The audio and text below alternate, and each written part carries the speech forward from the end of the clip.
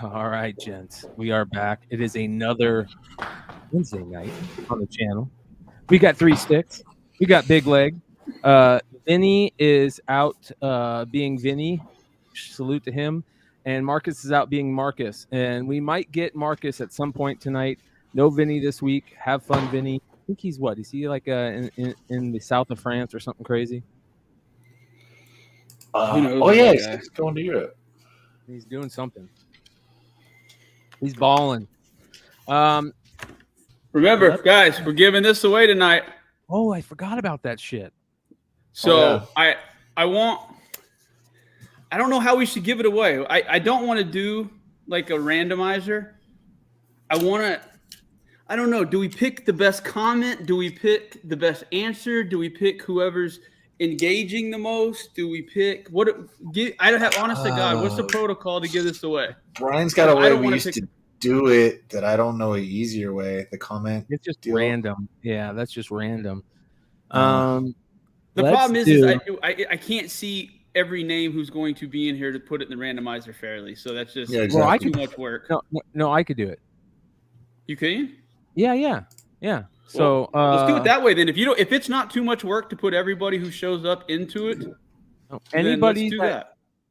We're gonna make a thing right now, starting right now, you guys. The randomizer on StreamYard is running, so I'm gonna make a quick little banner, and anybody who talks in the chat tonight. We're not running yet, right? Not yet. Talks. Okay. And we're live in the. Yeah, I know. Fucking live. Do it fucking live. Anytime in the chat. Do it live. Enter. Well, I gotta say, I was given the Bird City people shit about them not shipping it. I didn't read the email. It said that they were going to ship after Baltimore, and I gotta give them credit.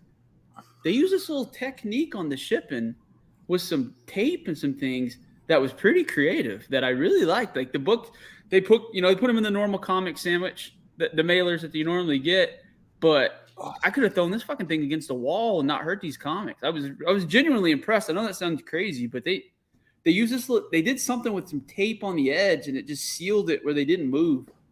So shout out to them. Yeah, hell yeah, man! Shout out to all the great shippers out there. That is an important freaking part of who we want to spend our money with going in the future. Anytime you get somebody that ships something shitty, it's always in your head like, do I want to buy again from them? Like, I don't know about that shit, man. I did just get my first print. Oh, you bastard! You know, I don't even have one of those. I won it in a Raz, dude. So even better. Yeah, I got to thank Matt. He threw in some extra books. Dude, I got a shadow line right here that's fucking driving me nuts. It's probably your brim of your hat, bro. No, it's like. Oh yeah, I don't think we see it. I don't know. Yeah. It's literally. I'm gonna have to go get a light here in a second. When we get into a segment, I'm literally gonna have to go spit in a light because it's driving me nuts. We have a ton of stuff to go through tonight, you guys. Well, not a ton. It's more of like a laid back, chill episode. I'm gonna open 3 boxes of Top Chrome, see what we can pull out of there. We're gonna talk about. I got some interesting stuff about like new collections and stuff, but and new collectible stuff, but. That I kind of want to talk about. I'll pull that up as we go. There's some stuff to harken back to last episode where Trey talked about collecting first print books and stuff that I want to get into, which is very interesting. And of course, we've got the market report and a bunch of stuff to talk about. Newsweek. Did you guys see Carlos Pacheco passed away? Yeah. Here's the interesting thing, and I don't want this to sound like I'm disrespecting the dead or speaking bad about the dead, because if this is what happened, I would understand it. But I'm pretty sure that it was confirmed that he was diagnosed with either ALS or MS, one of the two. And that was recently. It felt like last month or a month ago we heard about that. And let's all be honest, at some point, if you get a diagnosis like ALS, that and it progresses the way it progresses, ALS is Chad Cave. Yeah. So if you get that and it progresses a certain way, he died a pretty damn quick. There's nobody coming out saying anything, So I wonder if he took his own life, and I'm not saying that's a bad thing at all. No, no judgment. That's to have to literally watch yourself die from the inside out while your brain's I no judgment here. Nope. Dr. Kevorkian was not a bad guy.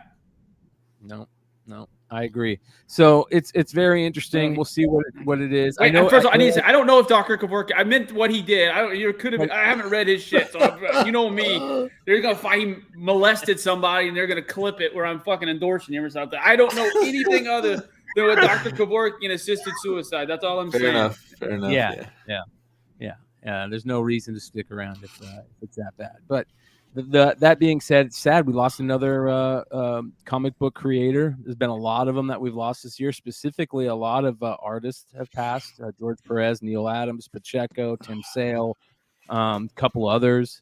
So it's been a rough year, that's for sure. Thank God it's over. It's been rough on every. I mean, the whole world's got its ass kicked for 3 years. I mean, it really is. I mean, yeah. I honestly don't know anyone who. I mean, I'm generalizing, but like all my close friends and my family, they're not in a better place every way than they were before this thing started. And I got to assume that most people got to be close to that same way. I mean, it's tough out there. Yeah. And Yep, that's for sure. And comics, it doesn't feel like comics has been that place where we can go and get away as much as it used to be.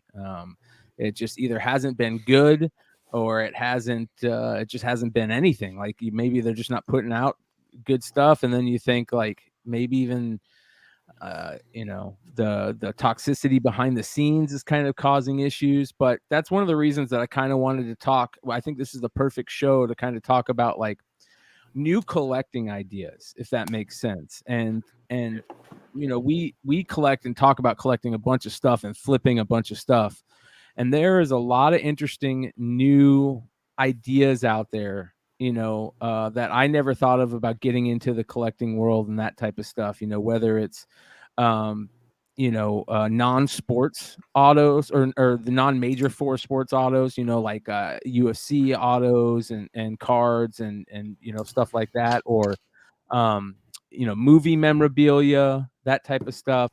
There's just been a lot of interesting new things that I've been seeing that kind of make you go, oh man, that's actually kind of cool. I think it'd be interesting to get into collecting more of those, even with the fact that you can make money on it. And here's a couple of interesting examples that I just saw over the last day or so. And some of these are also going to come from our friends in the chat that have been sending cool stuff. But this is interesting. Did you guys see this? The first Jake Paul on-card auto is coming out from Leaf, which is very interesting, man. Listen, I'm not a huge Jake Paul fan. I've given him a little bit of a second chance, him and his brother a second chance, because they're becoming older now, and they're kind of seems like they might be making better decisions. But this dude has put on a show lately in a boxing ring. Yeah, they're not regular boxing matches. They're 8-round exhibition matches with either aging stars or people that have never just proved themselves in a ring or anything. Just aging stars. Yeah. The kid's got some talent. He's a little bit of talent there, and it'd be interesting to see where it goes. He's already a big deal for the younger generation. I had to get in on this. Yeah, maybe getting in on a $250 auto. They will be limited to 10 autos per card, it says. So, or 10 autos per card. That doesn't make sense. According to David Cray, they will be limited to 10 autos per card. This guy's the biggest Ohio fucking Chad that has ever been birthed out of a nasty vagina. If people don't see that these guys aren't the fucking... His fucking older brother wore a Pokemon card into the ring. It's literally, I can't use I don't know what adjectives to use anymore, but it was literally the dumbest, most stupid thing. Like he's wearing his Pokemon card. He's gonna go box. Like they're. I get it. I mean, they're really good at making money. Like, but he just fought a 47-year-old. And wait, yeah. is he the fighter? Silva, this and that. I get it. You get Anderson Silva use all his tools. That doesn't last 40 seconds. Yeah. No, Jake of course Paul not. has a right hand. And all he has to do, I mean, it's like Dan Henderson. And Sean loves Dan Henderson. And Dan Henderson's going to get one chance in the fight to hit you with that right. Yeah. And most of the times he did it. Very few times did anyone get up from a Dan Henderson right hand. And Jake Paul has the exact same right hand. H-bomb, baby. H-bomb. Wait, is he the boxer or is Logan the boxer? Logan's the WWE dude. So Logan's a WWE dude and Jake's the boxer? Yeah, I thought Logan. it was the other And by the way, sorry, you guys, I have the wrong thing on the screen here. I was able to figure out a way. I want to talk about this real. What is this bullshit? By the way, no disrespect to the Chads in the chat, as they said. That was just it's generalization, Mr. Cave. Yeah. If you guys don't know about our Discord, come and check it out. We have a badass Discord, you guys. The link is in the description below. But we can also take calls in the Discord, and I can stream. I can bring them on the show, you guys. So I'm figuring it out. There's a general chat in there, and I think that I'll be able to make a call room for on the radar shows. And at some point during the show, we can bring you guys on if you guys want to jump on, and we'll take listener calls, that type of stuff. So definitely go and check out the Discord ASAP. Get in there. There's going to be a lot more crazy giveaways. That's kind of one of the reasons we're doing the giveaway tonight is to promote the Discord a little bit more. So everybody check it out, and maybe you guys can come on the show and hang out and give us some phone calls. Tell us what you think. But it's been amazing. Sorry, just on the Discord, we've literally gained like 54 people last week, and I just want to talk about through a couple, like I said, I've been out of the game for a very long time, and so honestly, I've been watching some of Bryan's other shows when I have time, and that International Comics Josh guy fucking impressed the living shit out of me. I want to be 100% truthful. I have talked shit to people, a lot of people, about foreign variants. I really did, and then I think it was 2 weeks ago. They did the story on the Saturday night show, late night, where Bryan alluded to the fact that the big booty Gwen cover, the hard to get one, that there was one possibly en route, and they didn't want to fuck it up and give any details about it. Which anytime you give that kind of fucking shit to me, I'm gonna come back next Saturday, see what happens. And then obviously the book came in, and then I started listening to some more stuff, and that guy is super impressive. And luckily, I talked to him, and he's modding our International Comics. We got Robert Fordham, who's going to be helping out. We got 78 points of articulation as our action figure guy. We got a couple of different guys for Pokemon. We're really trying to build this. We want, we got action figures. We're going to try to build it correctly. And like Bryan said, the majority of us are comic book people, but I'm really trying to, have you guys heard the term the flush in the past couple days? Mm-mm. A lot of people on the comic book on Discords and on Reddit, they're calling what's going on the Great Flush because of all the people dumping the comic books. Have y'all? Wow. I was curious if y'all had heard that term because they said there are 2 more AF-15s went up to Heritage. The Great Flush continues, and then I saw it used multiple times, and I thought it was interesting. Yeah, I thought it's interesting, and that's what I want to talk to you guys about. Yeah, I think that's. I'm not going to sell any book. I'm not going to sell any books right now.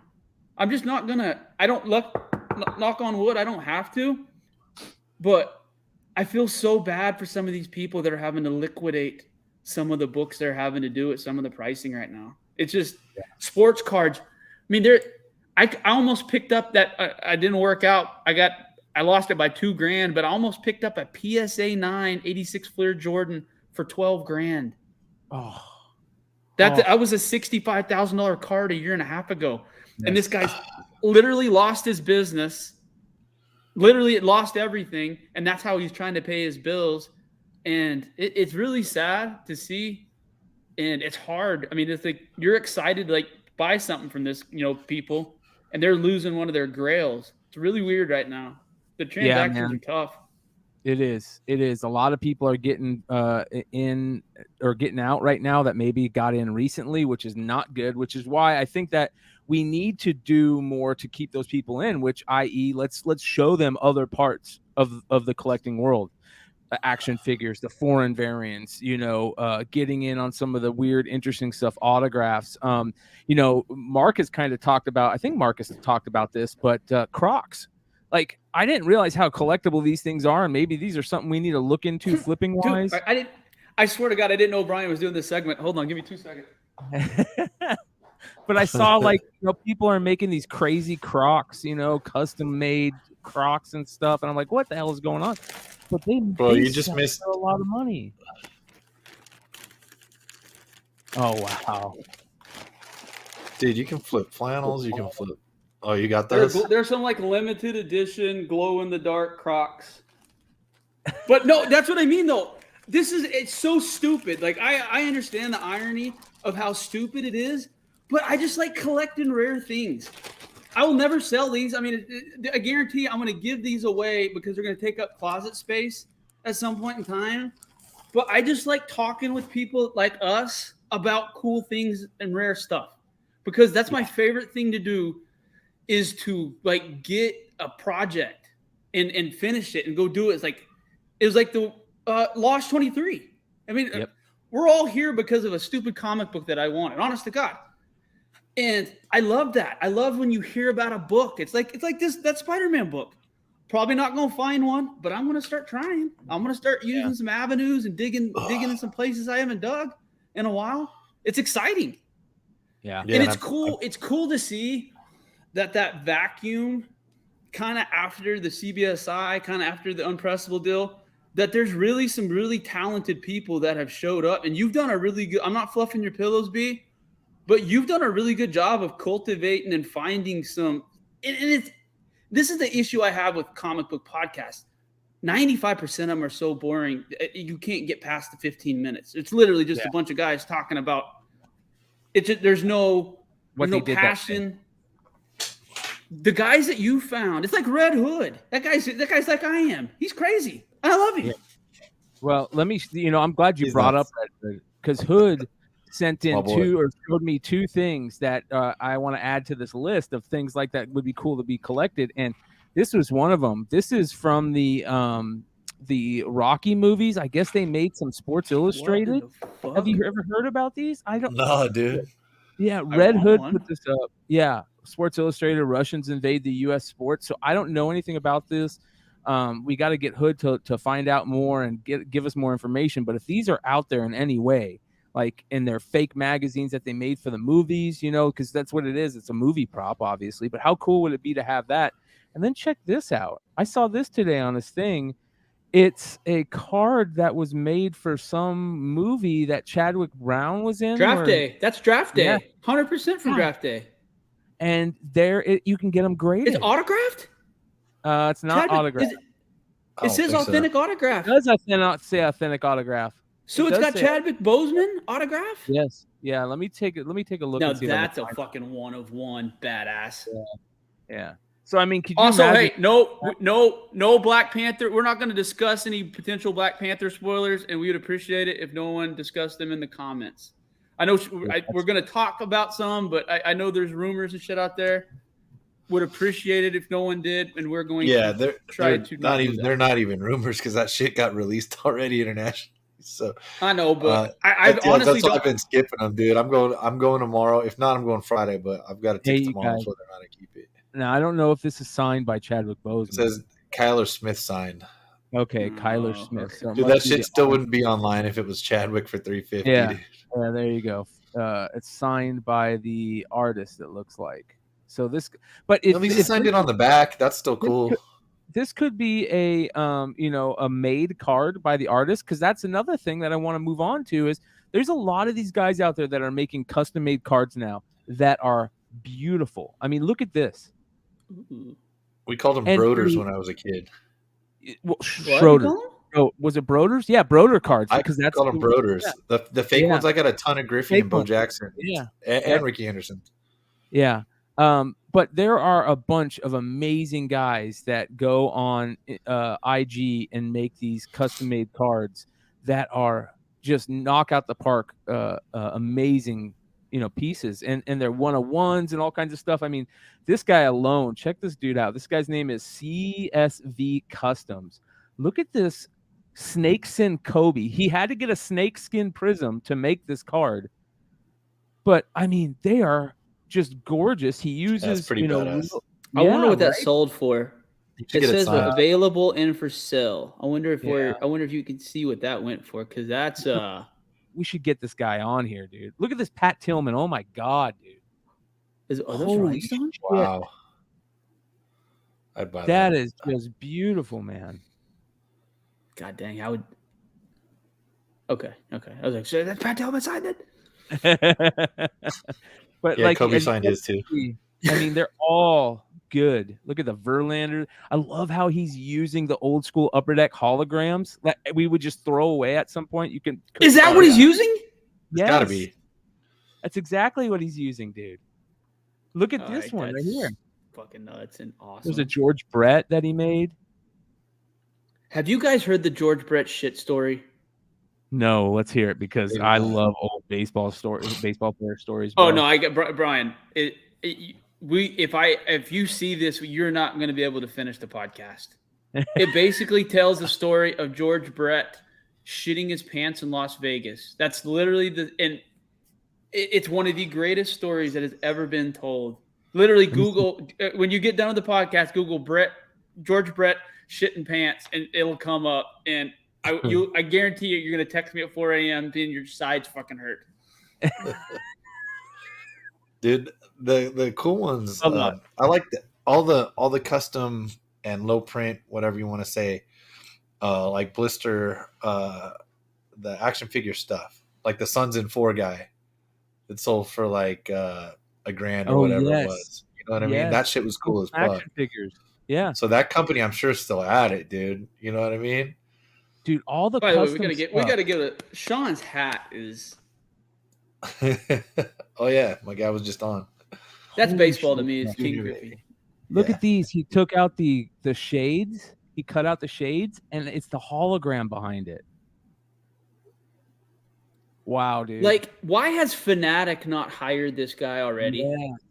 Yeah. Because he could literally create these. I guess he probably makes more money selling them. I guarantee he makes more money selling them on his own art gallery and his own website than fucking Topps or anybody. How does he sell them?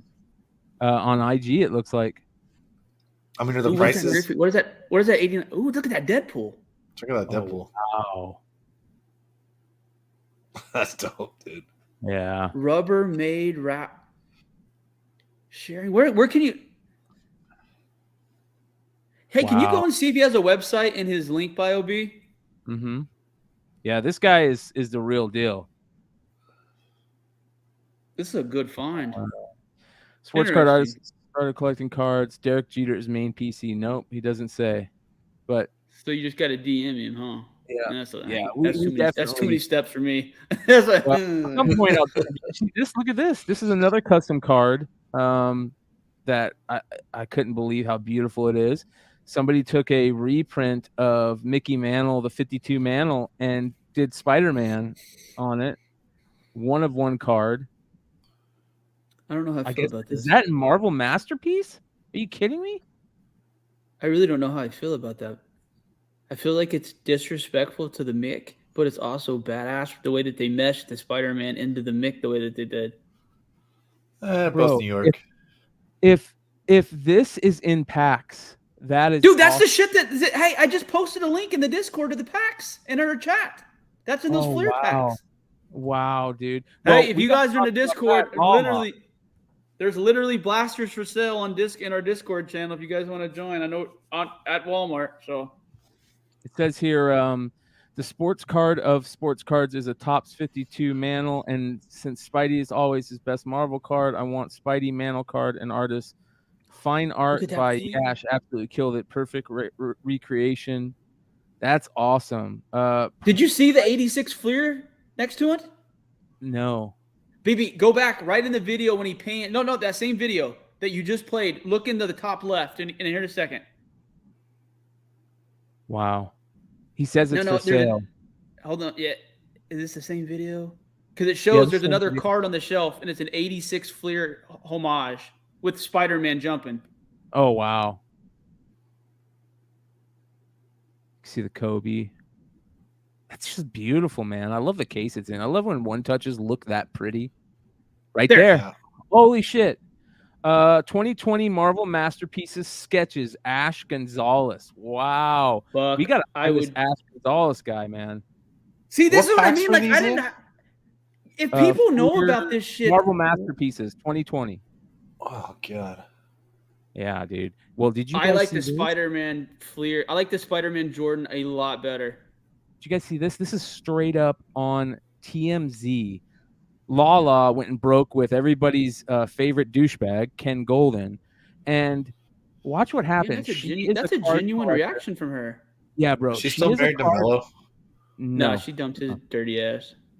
So she is a genuine card collector with her son, and there's a card that she's been looking forever that she wanted to buy, and she actually pulled it on the show. We gotta watch this, B. Oh yeah, bro, this is crazy. I don't know why I started just calling you B. Like I'm lazy. Tell me if you guys can hear this. Call you Bryan. You guys hear this? No, people call me B. That's cool, brother. I know, but I don't know why I started. It's like I'm too lazy to say Bryan. I don't get it.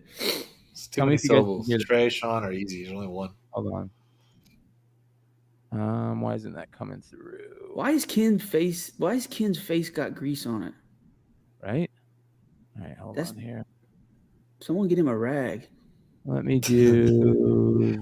You didn't put the fucking makeup on him for this. I don't know why this isn't playing. Why does she have to sit next to him on the couch, though? It's almost like a half-ass casting couch type situation. So she straight up pulls a Miles Morales 1-of-1 purple light effects purple 101. Then proceeds to throw it around the room. I know. Get it in a goddamn top loader. Yeah, that's what her kid's doing. Her kid's like, don't fuck around, because she's going crazy, dude. That's a 1-of-1 card she's been looking to buy, and she pulled it out of a box. Dude, that makes me happy. That's a genuine, like that's not fake. Dude, they fooled the shit out of her. You think so? Come on, bro. Golden next to her on the fucking couch. He knew exactly where that card was, dude. That right there is making me extremely nervous. Dude, when she's got better odds of hitting the fucking Powerball. Look at her hands just mashing it. Lala. Oh, man. She was so hot when she was on the MTV TRL or whatever it was. Yeah. She was a VJ in LA. Yeah, she's not ugly now, for the record. She got some mellow. Can you guys hear that? I can't, but... Okay. All right. No, but whatever, dude. I don't need to hear Lala yell. Yeah. It's pretty crazy. Years of her on 92.3 The Beat. I know, right? That's crazy to me. Or Power 106. Probably Power. That was a little more prestigious. Man, that shit is crazy. Absolutely crazy. Yeah. Good for her. You know.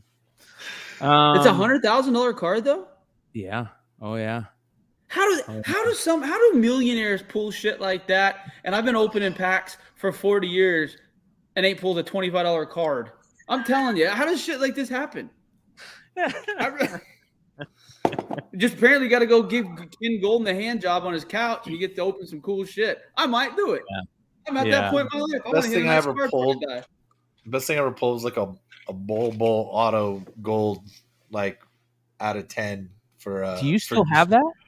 Yeah, Sean. It was for a break. It was for Jake D. Oh, it was a break on the Discord that we used to use on the Collectibles. Yeah, bro, that card is crazy right now. I bet because Mobile balling. He's balling. Yeah. Have you seen the hashtag the original Wimbanyamas? What they're like? It's too long, but yeah. The new. Did you see what he did a couple days ago? When he took that rebound, brought it up the court, went behind his back like a point guard 3 times, broke that guy down and dunked on him like it was. He's Manu Bol's kid. Looks exactly like him. Might be uglier. Don't know how, but no, there's seriously there's a gene there that's not. They're not pretty people. We should ask Jake. I know he's all excited. I know I burnt a top loader for him. Not top loader, of course it was a one touch. But that's when it was hard to get. That was when it was actually hard to get cards, and that was the last. Yeah, that was nice. That was nice. I was like, oh shit! I got to tell you guys something. Breaking is dunzo. It is finished, especially Panini products. I'm telling everybody out there, don't touch a breaker. Even if it's your best friend breaking shit, man, I wouldn't. Well, maybe if he's my best friend, I'd break with him. But if I don't know this breaker, if I don't like super trust this guy, I'm not breaking with him. Because shout out to the boys over at Sports Card Radio, they dropped the info. They had people hitting them up saying, hey, it's going around Discords right now that you guys can go to the unopened box, look on the hologram. Every unopened box has a hologram, you guys, with numbers on it. And the Panini one, if you look for a certain number in a certain column, you're going to pull the hit out of the case, whether it's the Kaboom and Crown Royale, whether it's the RPAs and other stuff. If you have these numbers, you're going to pull the hit. And guess what, you guys? Whatnot breaking world is done in one smooth move. Until Panini comes out and releases new product, I would not be buying a single Panini product from a breaker. You couldn't pay me to go buy shit from a Panini breaker, especially if they have a yellow and black banner. Yeah. Oh, exactly. Yeah, you're 100% right, dude. Like these backyard breaks. Here's the perfect thing, dude. You guys, you remember a couple of weeks ago we talked about the same two Stockton brothers at Sports Card Radio came out and talked about, hey, look at these backyard breaker kids. They're pulling all the hot cards. How are they pulling all the hot cards? They're pulling all the hot basketball cards, all the 101s, all the logo mans. Is Panini telling them which cases to look in? Is Panini telling them, this and that? Like, I don't know what to think. I guess I would say no on that factor, because if they did, why wouldn't they just keep them for themselves? But still, that's what's going to happen from now on, you guys. Any breaker that they're going to any breaker you don't know, I should say, they're going to. What is the chances that they're going to open the case, look at all the holograms, pull all the boxes aside that know how they have the hits, and put all the ones that they know don't have the hits up for sale in your breaks? I don't trust anybody not to do that, especially right now. Yeah, man, it is. Dude, it's dirty out there right now. Hey, I got to be careful what I say, because I'm in a couple Discord. Listen to this shit. I caught this 2 days ago. I'm noticing a lot of the higher end Discord groups, the flip groups, they have a collectible section, and most of them have a comic book guy. They're literally got a guy who pretends to be about 10 different people, and every Tuesday he gives his picks, and it's literally a copy. It's all fucking copy and paste. It literally every period, everything. And you know me, I'm finding little strings and pulling and tugging, and found out that they're getting paid to do that by a certain Wiz Khalifa song that everyone really liked 4 or 5 years ago. So, like I said, just be careful out there, guys. Read your own comic books and do your own fucking speculation. Don't listen to other people tell you what to fucking buy, especially right now, because the old bullshit, the pump and dump people used to talk about, that is what's going on right now. People are dumping everything that they fucking have. And they're going to give you reasons. They're going to tell you, oh, he's going to be in a fucking, did you not hear the rumor? He's going to be in a Disney show next year. Don't listen to all that shit. Don't listen about speculation on TV shows or anything like that. If it's not a blue chip key, be careful right now. Truthfully. Yeah. Let's talk a little bit about that while I open these, because what I'm going to do is I'm just going to put all the last 3 cards in a stack. I don't want to go through all the opening. Oh shit, he's doing. Yeah. So while we're opening, I want to talk and as if anything hits. But let's talk about that a little bit, because I think that, to me, that is definitely the place we need to be going. We need to be buying Hall of Famers, GOATs, Silver Age, Golden Age, rare stuff. Yes. more modern. Just stay away from the modern. Stay away from. And I wouldn't prospect on any rookies. Unless you were getting them super, super cheap. I wouldn't pay a lot for any modern card unless you're getting them for super, super cheap. Unless they're like some super rare, it's going to hold its value type deal. I would stay away from it all. Collections. I'd be buying collections. That's another thing. How many people are just going to be selling their stuff? Dude. I say it in the chat every day. I text Joe. I text everybody I know. Facebook Marketplace is an absolute goldmine right now, but it's the same thing we're talking about. It's exciting to get, to buy some things you maybe always wanted at cheaper prices. But when you go and pick some of this shit up, man, it's rough. You can see it in their eyes. But there's just so much good shit out there right now. There really is. If you guys are looking for Michael Jordan rookies and high-end stuff, you're not going to get better discounts than you're going to get on Facebook Marketplace with cash deals right now. Yes. So I was in Houston yesterday, and Marcus is fucking up because the amount of shit that's available in Houston, comic book, sports card wise, and Pokemon wise, as far as grade and undervalue even comparative comps, just nuts. There was a couple Charizard Holo 99 first edition. There was one first edition PSA 8 to $20,000 to $30,000 card going for $12,000 cash, which you can immediately put on eBay and get exactly what I just said, almost doubling your money. There's just a lot of opportunity. The problem is most people are scared shitless to do transactions on Facebook and counterfeits. Use CG. I caught a counterfeit a couple days ago. Yep. Use the SGC and the PSA registry. Every number, if there's numbers are blurred out, don't fuck with them. Seriously, it ain't worth your time. Hey, check the numbers out. Let's talk about that counterfeiting shit, because I don't know if you guys have been paying attention, but the counterfeiter that we outed on this very show a couple weeks ago because of Sean seeing what it is, has been contacted. I talked to him on IG. His name's Imagination Inc. I said, hey man, if you really feel like what you're doing is on the up and up, come on the channel. What we want is transparency. And dude, this guy literally is I think people are walking a fine line of slander. I'm actually just a good guy that realized that some of these things that I love that are so hard to get, other people love. So I'm just giving them the ability to buy them. That's exactly what he said about that John Byrne cover. Yeah, he's like, I love that, and I made one for me, and then I thought maybe other people would love it, and they love it, and I just said, hey man, come on the channel. Transparency is the key. You'll gain more sellers if they see that you're human and there's a good reason for you doing it. If you think it's a good reason, and he's like, well, maybe if you promote my stuff, if you promote my art, I'm in Clearwater, Florida, and I go to the beach and do these pictures for people. Maybe if you promote my art, I'm like, you can come on and promote your art. Yeah, I don't think he was having it. I hope that he still comes on, but the dude looks just worse and worse every word that he types.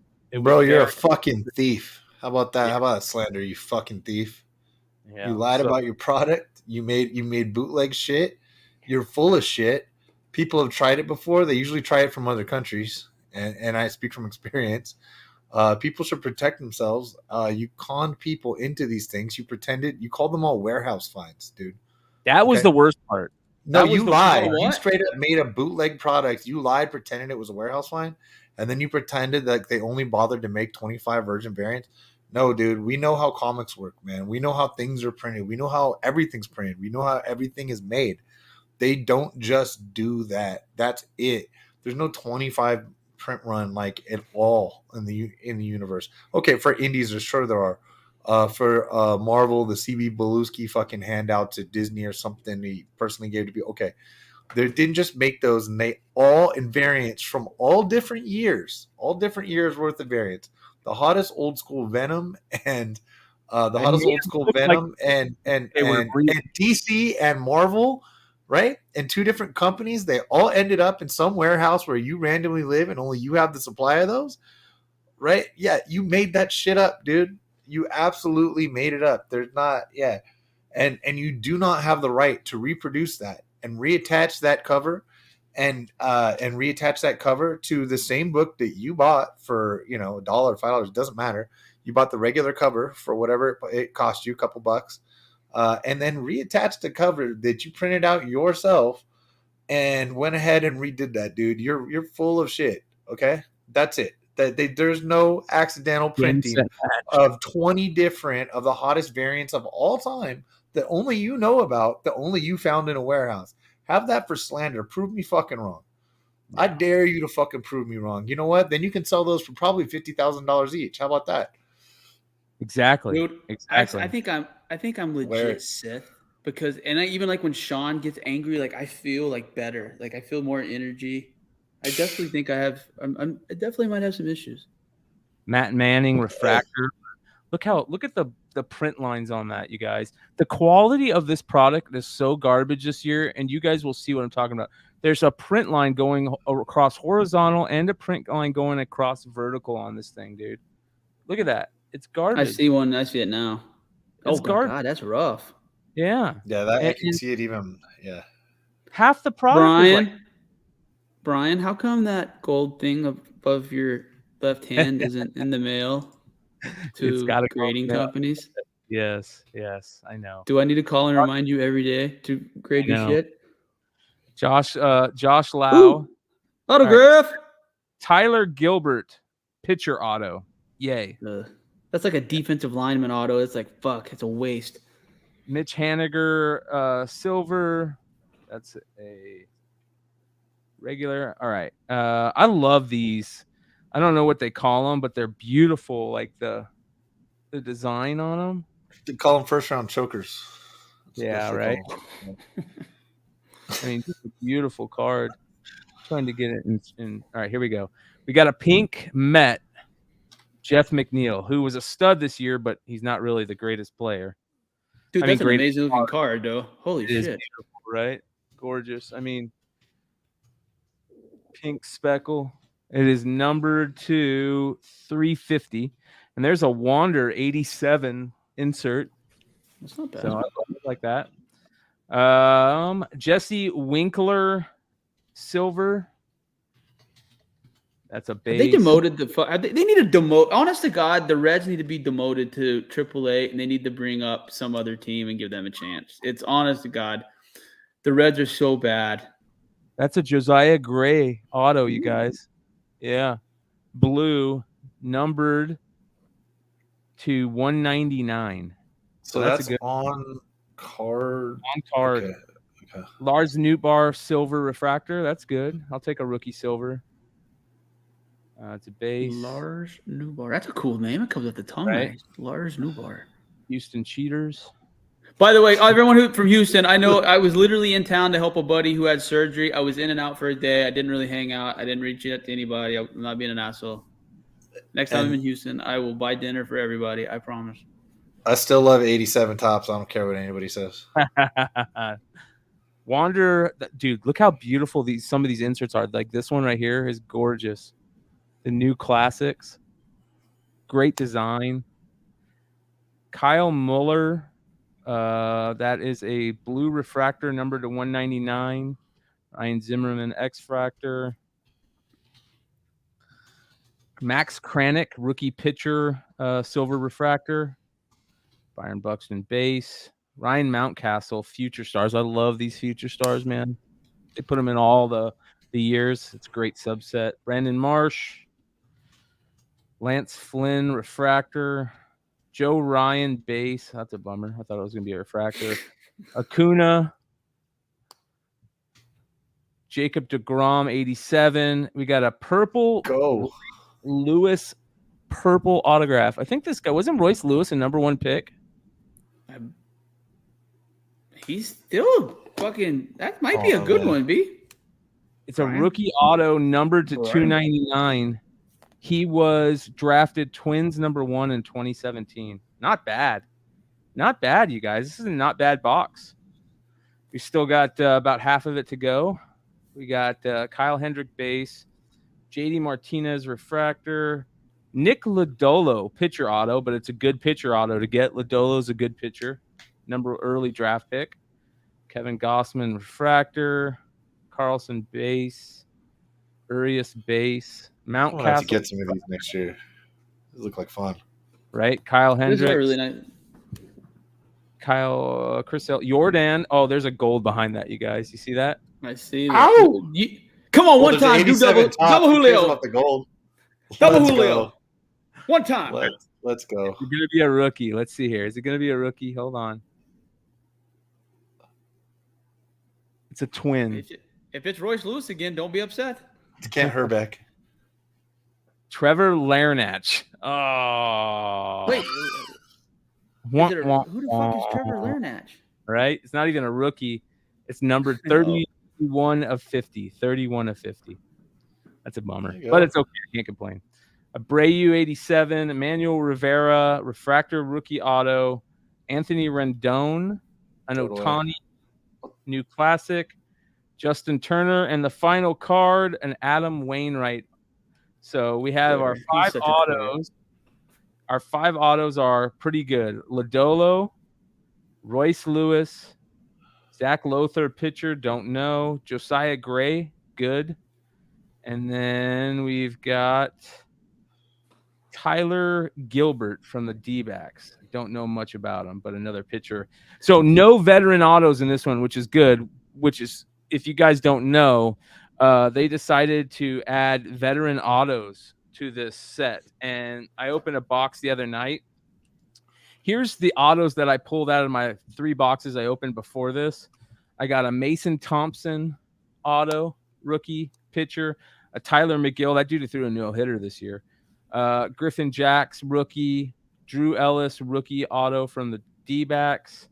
Hans Kraus, rookie pitcher. A kid named Lopez, Alejo Lopez from the Reds. Chris Taylor, veteran auto. Why does anybody want a Chris Taylor veteran auto? Why put it in the set? With you. That's just for his family and his kids and shit. Ha-Song Kim, veteran auto. Why even put that in the set? I don't want veteran autos. Colton Welker, rookie. Keibert Ruiz, veteran auto. Don't want it. Worst autograph I've ever seen. Oh my God. Yeah. It was like I driving a car. What should have signed that dude? Stuart Fairchild, rookie auto. I'll give him a pass because he's a kid. Another Chris Taylor. I literally got 2 Chris Taylor veteran autos. Melvin Ortega and Mason Thompson. So those 3 boxes were not very good, but it is what it is. You deal with it. You're playing with house money. I am. I'm playing with house money. All right, let's true. So I want to ask a question to some of the people in the chat. And by the way, Joe, you're right. I miss Upper Deck. No one opening a fresh pack of 89 Upper Deck is only something that people our age can understand. The crispness of that tear into that. It's that foil package, dude. Yeah. That little foil. And then that smell that the Upper Deck has. They had that cut Upper Decks. It's like Bryan said earlier. It's like those little fucking holograms falling out and getting everywhere. Mom and dad yelling at you. Are ready for the show. I've been threatening with Bryan for like 2 years, man. I got my guy that was opened up. One of the main dudes that opened Upper Deck was Jordan's personal autograph liaison. He's down to come fucking blow the lid off it. Tell you about people walking out with the sheets of cards. Tomorrow. That kind of shit I want to hear about. Everything, for dude. Sure. But what are some of the? He owns Global Authentications, right? Yeah, wow. He's a good friend of mine, man. He's down to do it, dude. But we gotta do a special. It's not gonna be on. Yeah, it won't be. It'll be with us. Some card guys. It'd be good if Stein would be on there too. Yeah, let's do it, man. Tell him to come on. I want to ask some of you guys, like next week, I'm going to do a speculative story on board games. And I know that sounds crazy, but you guys would be amazed at what some old board games that you could find at thrift stores and things like that go for. I think I'm going to do one on that. What are some of the y'all's grails? Like, I want to know what some of y'all's non-comic grails are. What collectibles out there are you guys interested that we may have not talked about or you guys may want to hear more about? I would really appreciate some feedback on that. Seriously, I want to know. And I want to know what you guys want to find, because that's what makes it cool. Is when you know what some people's grails are, and then they pop up and show it. It makes it that much funner. It really does. You mean like any topic, right? Anything collectible that you've always wanted. I mean, it could be a fucking, I don't know, it could be a sticker you've always wanted. I have no idea, but I'm just curious of, what are some things that people want? What are their grails that are outside the comic book spectrum? Yep. I think that's a smart thing. What about you, Brian? What I mean, you're as eclectic as anybody. I mean, you know more about GI Joes and shit like that than anybody. What's something random that you're looking for? Well, I have multiple grails, dude. I have a couple ultimate grails. One of them being that spirit insert, from the old newspapers, from September 1947. It's the first time UFOs were ever mentioned in any comic type print form, like that. So I'd love to get that. Card wise, man, there's a lot of them. Me, Trey. My grail is the 80 or the 79 O-Pee-Chee Gretzky, which I'm working on, obviously. And I ain't doing nothing with it. And but another one is a 51 Bowman Gordie Howe rookie. Were the Bowman and 51 elongated like the baseball? No, they were small. They were like Cracker Jack style. Oh, okay. That's I like shit. Like, dude, there's a. I didn't know that I found this this is Houston, guys. There's a guy selling a Messi and Ronaldo rookie card. I didn't realize that the Ronaldo's good rookie card is like a sticker from Panini, and like I think it's a 2004. But I mean, that card's been selling for like 40,000. This guy's asking 20 for it, and it's just like, how do you fucking lose on Ronaldo and Messi? It's like Ovechkin and Crosby. I mean, those two are the premier players of that era. How do you lose money on them? Yep, you don't. Garbage Pail Kids, man, I would love to have a PSA 10 Atom Bomb at some point, like that. What would do just those be go for? Oh man, probably $5,000 plus, I imagine. So I mean, I think they're higher now.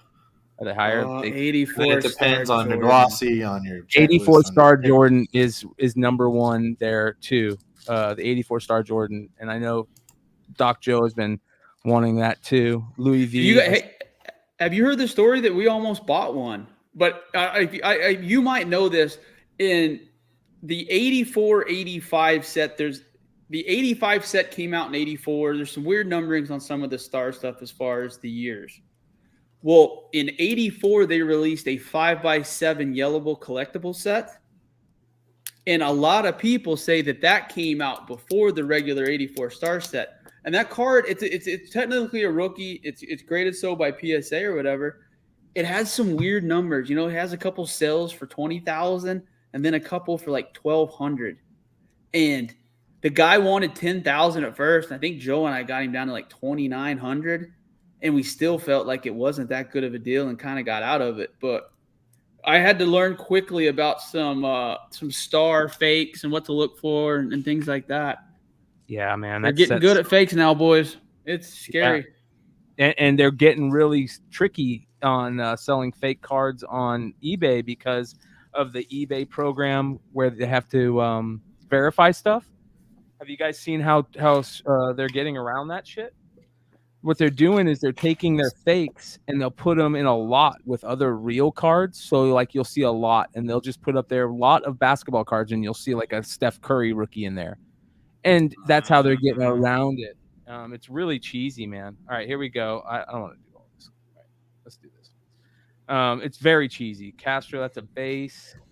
Hey, fighting code names. I collect UFC cards. I picked up a Chimaev 10 silver a few weeks ago. That is probably my best UFC card at the moment. I want a Sean O'Malley rookie. Dude, that guy's talented. Yeah, dude, he lives right down the street from me.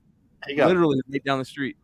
Dude, that's funny. I like that dude. He got a fucking hookup, dude. He lost that fight 2 weeks ago. Francisco Perez rookie auto. Terrible. That's a nice looking card. Yeah. It's a pitcher though.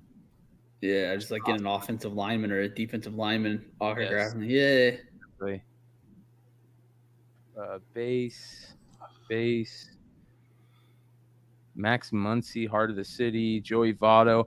Yeah, man. O'Malley. I heard that fight was interesting, man.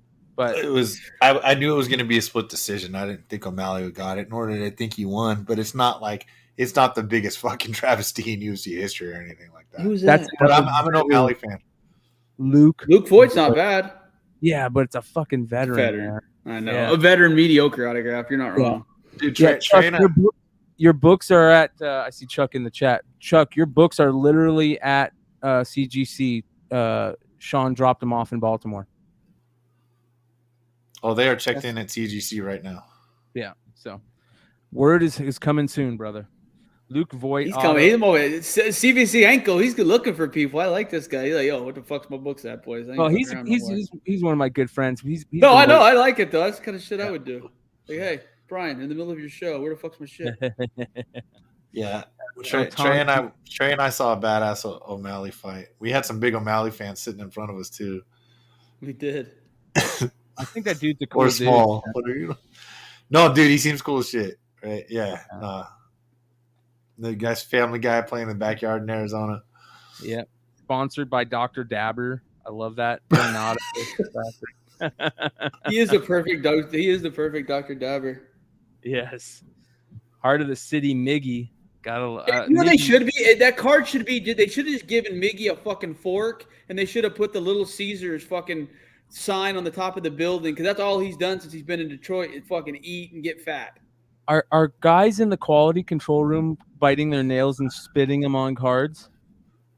I don't know, but somebody is playing with their dick in the CGC room because I get pubes and all my shit. What the fuck is that, dude? That's what is it on there? About. Yes. It's a straight up like. I mean, did it imprint? Oh, it comes off at least, dude. I thought it was printed in there. Imprinted on the card. Yeah, I see it. That's fucked. So I'm going to be sending so many cards back to Topps, you guys. Wait until you see me. I'm going to do a little segment when I go through the base. And they're so fucked up this year, man. The quality is just terrible. So I've seen a lot of fucking Lunchbox and Hallmark ornament comments. I'm good with that. I will start researching that. Seriously. Yes. The Lunchbox thing, I guarantee it. I think the Lunchbox stuff is. I think the board game is a big deal. I know a big, huge collector of board games here in the Valley, man. He is massive collector of board games from 40s, 30s. I'm going to talk. That's what we're going to do. We're going to start a collective as a group, as On the Radar, and we are going to become the board game grading company. I think I'm fucking joking. Kyle Mueller. I love the greens because they're numbered to 99. You got that card in the last couple packs. Literally the same card. Brandon Marsh. Yeah, man, there's been a lot of doubles going on. There's a Pujols refractor. That's a base. There's a Curtis Terry refractor rookie. All right, we got a blue underneath here. Nice. Ooh. Cal Rowley blue wave auto. This is that rookie catcher that hit the home run to put him in the playoffs. That's got to be a couple $100 card, right? $199. I'll look it up. Cal Rowley, $199. Nelson Cruz. Blake Snell base. Willie Castro base. All right, here we go. Another Walker Buehler. Again, double. Another Walker Buehler, same exact card. Another Wander Franco 87, same exact card. I wonder if they got pulled in the same order. Hey, B, what was your number 2? 199. Is it what would the technically color be? Like an aqua blue. Dude, that might be aqua blue wave. I don't know if you can see. To say how much? Dude, it depending on the number, that's a $500-$600 card. Wow, dude. I gotta definitely look into that. That blows me away. See I'm looking to see the numbering. Make sure. Kuna. There's an Eloy Jimenez black and white. I love the black and white, and to get a White Sox is a perfect one to get it on. Yeah. All right, one sold for $300 cool. September 15th. So that was before he hit the home run. That was the only one of that color that sold. Not bad. That's a real nice hit. We got a purple auto coming up, and it is sideways. So sideways means it could be Julio. Oh, come Oh on. boy. I would like to see it. Drop it like it's hot, brother. It's a brewer. Man. It's a brewer. Aaron Ashby, rookie pitcher. You were getting some left-handed pitcher autographs at the ass tonight. Stuart Fairchild auto. Man, talk about. Jeez. All right, are these more? Yeah. All right. Wait. Are these from the last set? No, wait, hold on. This might be more. All right. Luis Roberts. All right, here we go. Oh, one last thing. Tonight, it came in, boys. If anybody wants to get some of that Call of Duty work later on tonight, I will be fucking getting it in. I'm gonna make a Discord channel for the gamers, for people who want to connect and play Xbox and shit. But if anybody wants to play Call of Duty about an hour and a half after the show, let me know. Those are the ones I've already gone through. All right, final box coming up, boys. But yeah, like, what were we just talking about? We were just talking about We're talking about Sean's fucking OnlyFans page. Yeah, which is I awesome. created it, but by the way, yeah, if you guys are the best spec, that's the thing. He's not showing dick. He's giving comic spec. You guys just gotta sign up. Let's go. Bring it. Did you hear that? That's where a lot of did you see that like Whitney Cummings and a lot of the comedians are actually using the OnlyFans platform as like to do raw comedy with, dirty jokes, etc. So good. I actually think it could be an interesting platform choice down the road. All joking aside.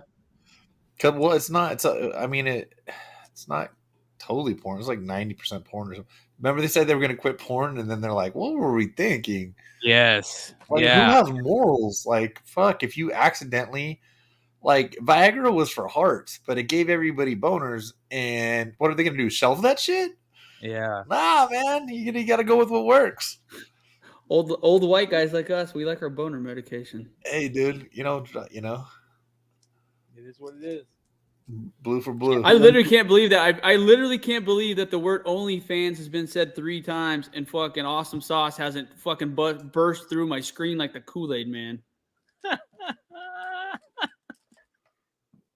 He'll be here. He's literally fucking running to the microphone, knocking shit over right now, trying to get to it. Who's that OnlyFans? Do you need a moderator? Yeah. Oh no, he heard us. What's going on, Trey, with what's going on with that the action figures? Have you sent those in yet? They arrived finally, and I got to be honest with you, Joe almost killed me because I wanted to make this special box for it, and it didn't work out. But what we did is we got one of the new CGC boxes, one of those fucking thick ones that got the inserts in it. Yeah.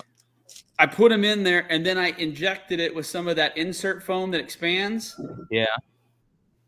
And then I kept them in the case, and literally I put I cut some little pieces of plywood that I had and put it in there. I was able to stand on the box with zero flex. So I trusted that UPS with proper inserts can get them there. And they arrived today, so we're kind of waiting on the... They're going to be opening that box like you opening pressing orders and being like, what the fuck is this tank you're making me open up?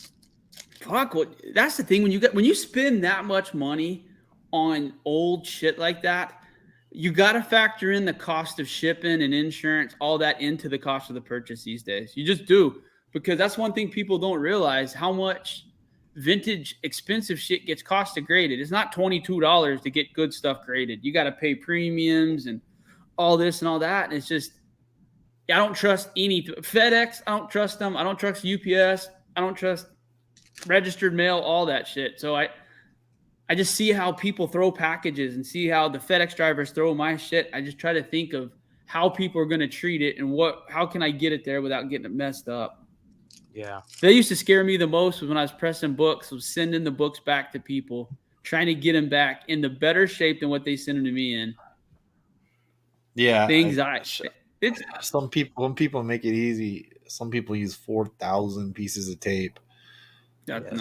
Some people are lazy. It's just, secure is better. Less is more.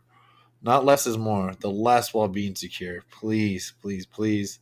What about boxes of comics that you guys have gotten horror story wise, where it's like an X-Men one and they send in a manila envelope? How often does that happen?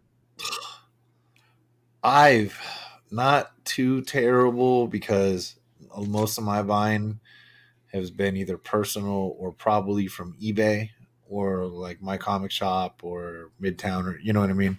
So Yeah. I haven't had too many absolute horror stories. I think I've been lucky. Um, I have more people tell me how to ship than I tell them how to ship, and I just ignore. Like people will be like, "Please put this in an oversized box," something like that. I'm like, you spent $50, dude. It's going like the rest. You know what I mean? Yeah. Bro, fuck that. Sean literally wrote an article about you probably, honest to God, were one of the first people to teach other people how to ship comics properly. Dude, I've done it on multiple sites. I did it for Flipseek. I did it for CBSI Comic Book Invest. I did it when we had a Forgotten Five website, and I end up doing the same shit. It's not that hard. Like it's not that hard to do a single comic. To use the materials that I tell you to use, it should show up okay.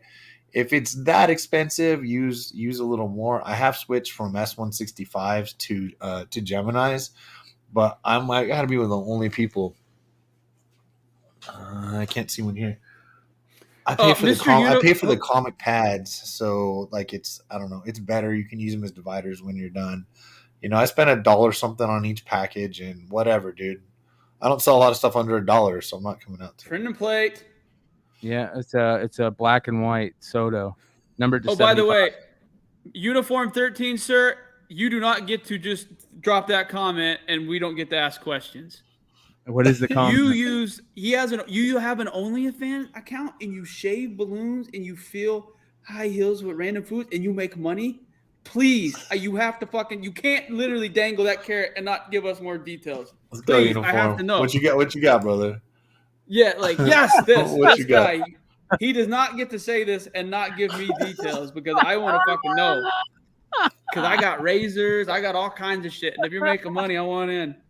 Well, let's do it, dude. I gotta start pulling some tricks. I give away everything for West Frey on Instagram. We could start farting in jars and selling it, you guys, to Japan. Oh, apparently. You ever get in your car and you think you left some Gatorade? If we send a big leg IPA fart in a jar to Japan, World War III has officially been fucking started, boys. I promise you, they're sending planes. My body's used to hops now. It's weird. They're sending planes. That's fine. Let's go. Autos have been garbage in the final Yankee box. autos, you can trade Yankee autos easy. Yeah, let's go with solos. Don't use Scotch tape. Use blue. Painter's use tape. Blue tape. Okay, yeah, but you know what? Use the thick fucking. Oh god, you can't see it. I can't reach a roll from here, can I? But it's the same. If you can see, Jed Lowry. See how thick that is? Like use the thick blue painter's tape, right? Buy the thick shit, right? That works even better than the thin stuff, and you're good to go. Somebody hit a huge move, it won't break. That's all. Hey, B, someone DM'd you a clip of a huge pull. I don't know what that means, but I'm intrigued. All right, I'll go grab it. We're done right now. Here's the final auto, you guys. Jackson Reitz, a rookie out of Milwaukee. So the whole case, you guys, is kaput. I am super stoked that I opened it because that came out of the second box, and that made it worth it. So that will be dude. Here's what I'm going to do with this, and you guys tell me if I'm wrong about this. It's going off the PSA to get graded, and then I'm going to hold it till spring training.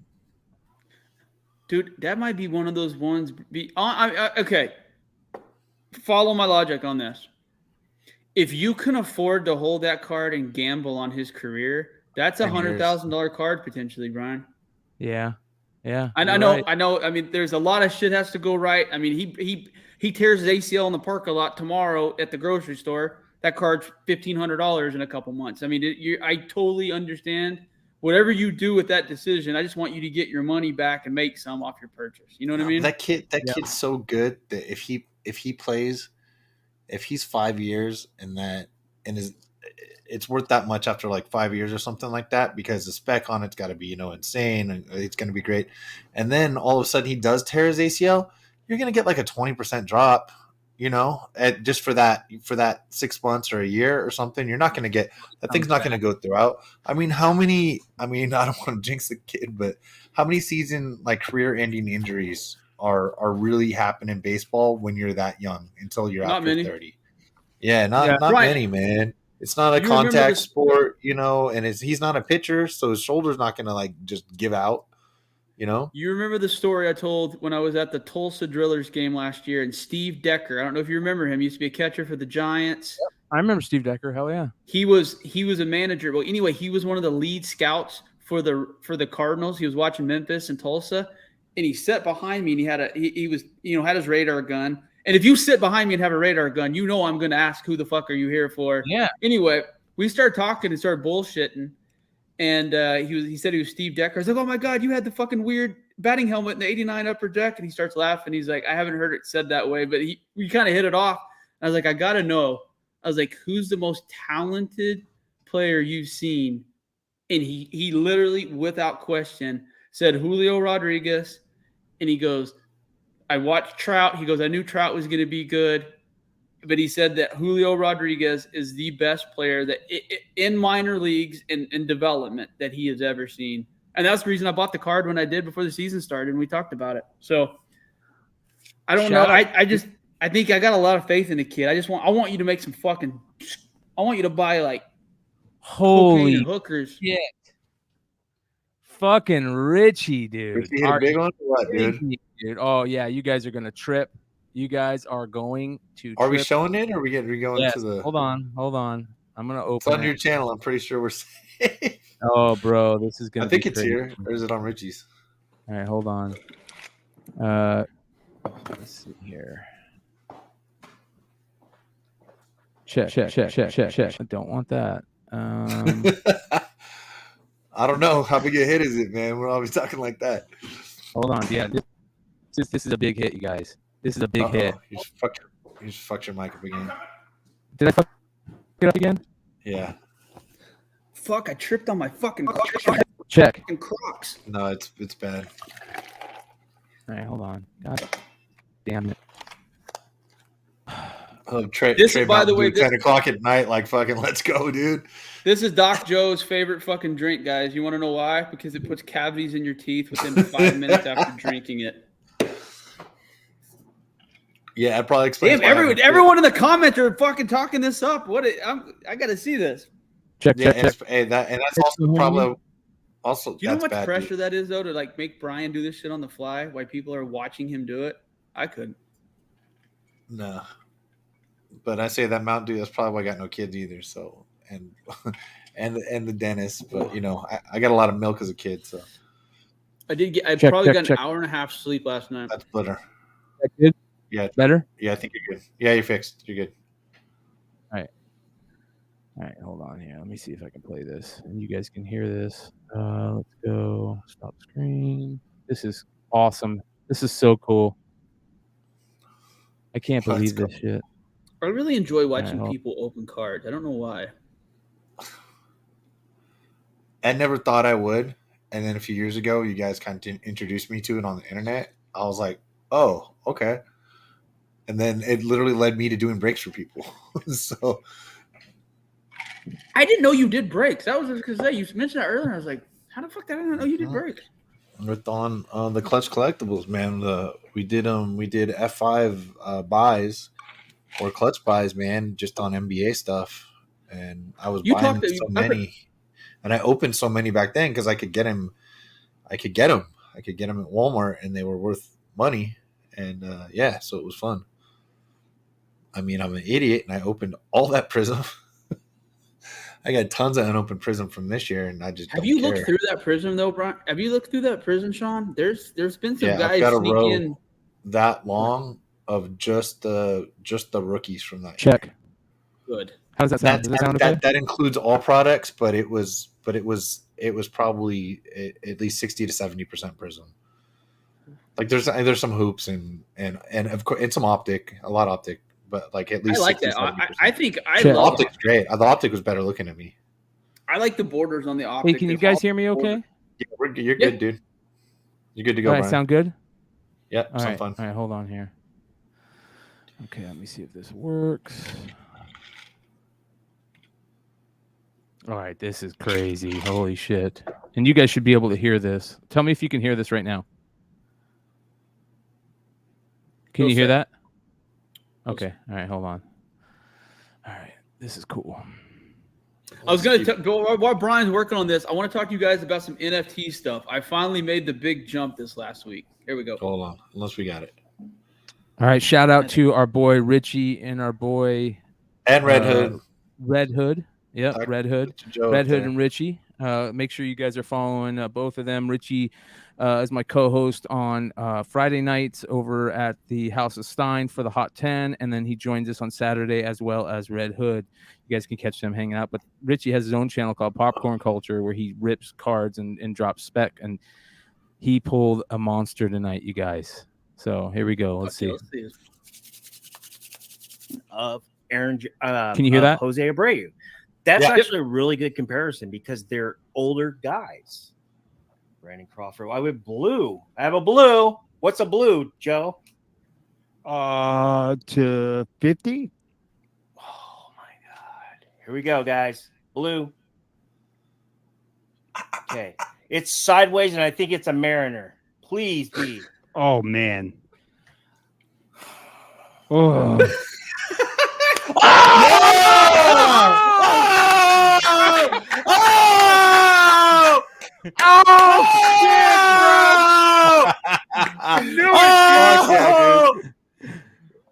Fuck. Yes, get Number it. to 150, but I'll take it's 150 of 150. Oh my God. That's the perfect color for that card, too. Oh my God. Dude, it's centered perfect too. Field version of Aaron. That is amazing. Congratulations, Richie, bro. Yeah, oh, dude, 150 of 150. That is badass, dude. Oh my God, bro. Richie, congratulations, man. Dude, Richie was the first person. They're gonna start accusing y'all of getting the yellow and black fucking cards into packs in. Yeah, we know the code over here, baby. Hey, look at Rich and Joe's faces right there, dude. I know, dude. Dude, Richie was the first person I called right after I pulled the gold Julio. I immediately called Richie. I was like, dude, you're not gonna believe what I just pulled. And here he is, dude, pulling. And by the way, you guys, when this product came out, I said this blue auto of Julio Rodriguez is the best card in the entire set pull next to the Superfractor because of the color match. It is gorgeous. Oh, dude, that is so amazing. I love when we see our friends do well, you guys. Oh, dude, watching people that get genuinely happy, it was like Lala. Like that was a genuine happiness. And those guys, the exact same way, like seeing grown men get that excited. Fuck yeah. Yeah, man. Yeah, same as you guys. That is the same as mine, only blue. His is numbered to 150. Mine's numbered to 50. And he said his is 150 of 150. Yes, his is 150 of 150. So Richie, what are comps? What are some added value, right? What are comps on that right now, Richie? Let us know. Creed is saying raw. I'd give 800 raw. I'd throw. Yeah. I would drive $800 to their house tonight, and no matter fucking what state it was. Yeah, man. He's about 100 miles from me, dude. So, dude, it's both y'all's autos are centered really nicely. It's a good auto. 2K. Yeah, that's 1800. awesome, Okay, bro. I was like, "There's no way that's 800." Really, 18? No shit. That's awesome, Richie, bro. That is so great. I think you guys should hold, and I think you guys should long hold. Yeah. Wow. Yeah, that's gorgeous, man. Dude, you can't like 5 minutes earlier we were talking in the show about the gold Julio, and Richie's like, yeah, he's been sitting on this, by the way, you guys. I know he's been probably texting the hell out of me like, dude, you're gonna fucking trip. Yeah, man, that's amazing, dude. That is amazing. Let's give another quick play on this reaction because it is classic. All right, here we go. I love how Richie knows. He's like, it's sideways, you guys, and it's a Mariner. It was, you could tell like it was getting real to him. It was like, oh shit, like. Oh.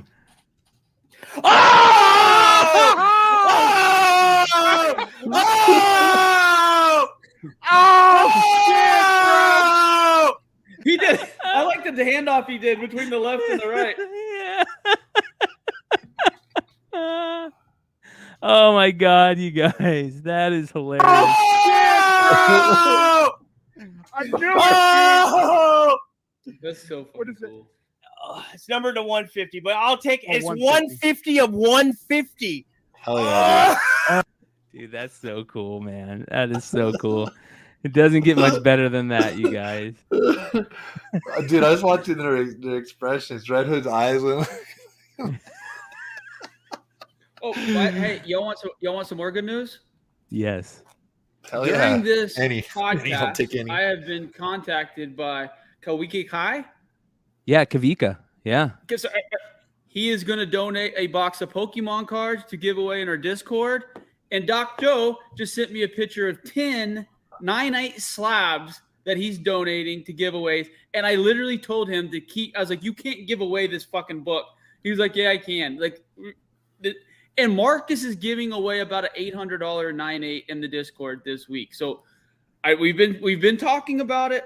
We've been trying to prove it. So if you're not in the Discord this week, and I think everyone who's in this chat is in the Discord, you guys are about to get a little payment. So that's awesome. Yeah, and dude. you know what? We're in discussions of a website. Brian's other shows are killing it. We got a bunch of people, like literally a bunch of friendships have been mended. Bunch of people are talking that haven't talked in a long time. There's a bunch of cool stuff about to happen potentially, guys. So you guys, we're gonna try to bring good content. Yeah, it couldn't be a better time, you guys. We've only been at this for about a little less than a year now. It's been about 9 months, I think. I think I started the channel in March of last year, and we're about to hit 100,000 views on the channel. The Discord is rocking. It's getting ready to just kill. Both live shows are just starting to get great numbers. The subscriptions are going up. We got a Clips channel coming, which is going to be awesome. Like all kinds of amazing stuff is going on, like Trey said, and I couldn't be more excited. And let me know, guys. I bought a new desk. I bought a bunch of new podcast equipment. I really would like to see some different setups because I like Sean and Bryan's the way that it kind of has an over the shoulder look where you can kind of see some stuff. I'd like to. What are some setups that you like that are different, Bryan? I don't want to necessarily do a 1-to-1 copy of someone, but what are some things that I think there's so many interesting things you can do. I think that so what I'm going to do in here is I'm going to turn this room into a little podcasting studio. I'm going to have an area where I can just roll over to and click a button, and that you have a top-down feed, right, where we can just break stuff or look at magazines or whatever. I want to have, our little, like this little area that works, like you said, an over-the-shoulder type thing. It's nice to have multiple screens so where you can move shit because you want to, like when I'm podcasting, I've always got stuff hiding in other places that I can bring on the screen. You're going to use that the Stream Deck, which is going to help you a ton to be able just to push stuff, right? And that'll be great. So there is so many things. Shout out to Ultra. Ultra was one of the guys that is he feeling all right too? He's in the hospital about, right? I didn't know. I don't know. He hurt his his shoulder. He said he picked up BMX again. Oh, great. I don't mean to laugh, but it's not like his life ending. He just I hope you feel better, dude. Hey, got a Lotus. If you're a moderator, there's a certain section already labeled that. We're way ahead of you. We're just trying to figure out the right way to do it. Sean has actually come up with a couple good ideas for the Raz stuff to potentially make it even better. We're just kind of waiting to see. So I honestly don't want to. I don't want to see fire sales right now, and that's exactly what it'd be. And it just make me sad to see people selling their good shit. So we don't need to do it right now. We're going to build it up the right way through pickups, and that's what people do. People love pickups. I love it. Like the international pickups in the last 6 hours is fucking nuts with some of the people. Dan Piercy posted a really cool BA12 I'd never seen. Josh and all those guys are posting the heritage stuff. I mean, we got Pokemon. I mean, I just want to see what everyone collects. That's what I enjoy. Like, I love when people get excited when they find something that they're looking for or whatever it is, and to see other people excited about it. Yeah. And to be able to utilize Discord, because Discord is such an amazing tool once you figure out how to use it. We're going to be able to have call-ins to the live shows. We're going to be able to do interviews over Discord. We're going to be able to do there's so many cool little like add-ons that you can, widgets and stuff you can make with Discord. The most issue like people our age have with the Discord is getting the notifications dialed in properly. Yeah. And it's not super easy. It really isn't, because if you use it on your desktop or your phone, there's different settings. They make different noises, etc.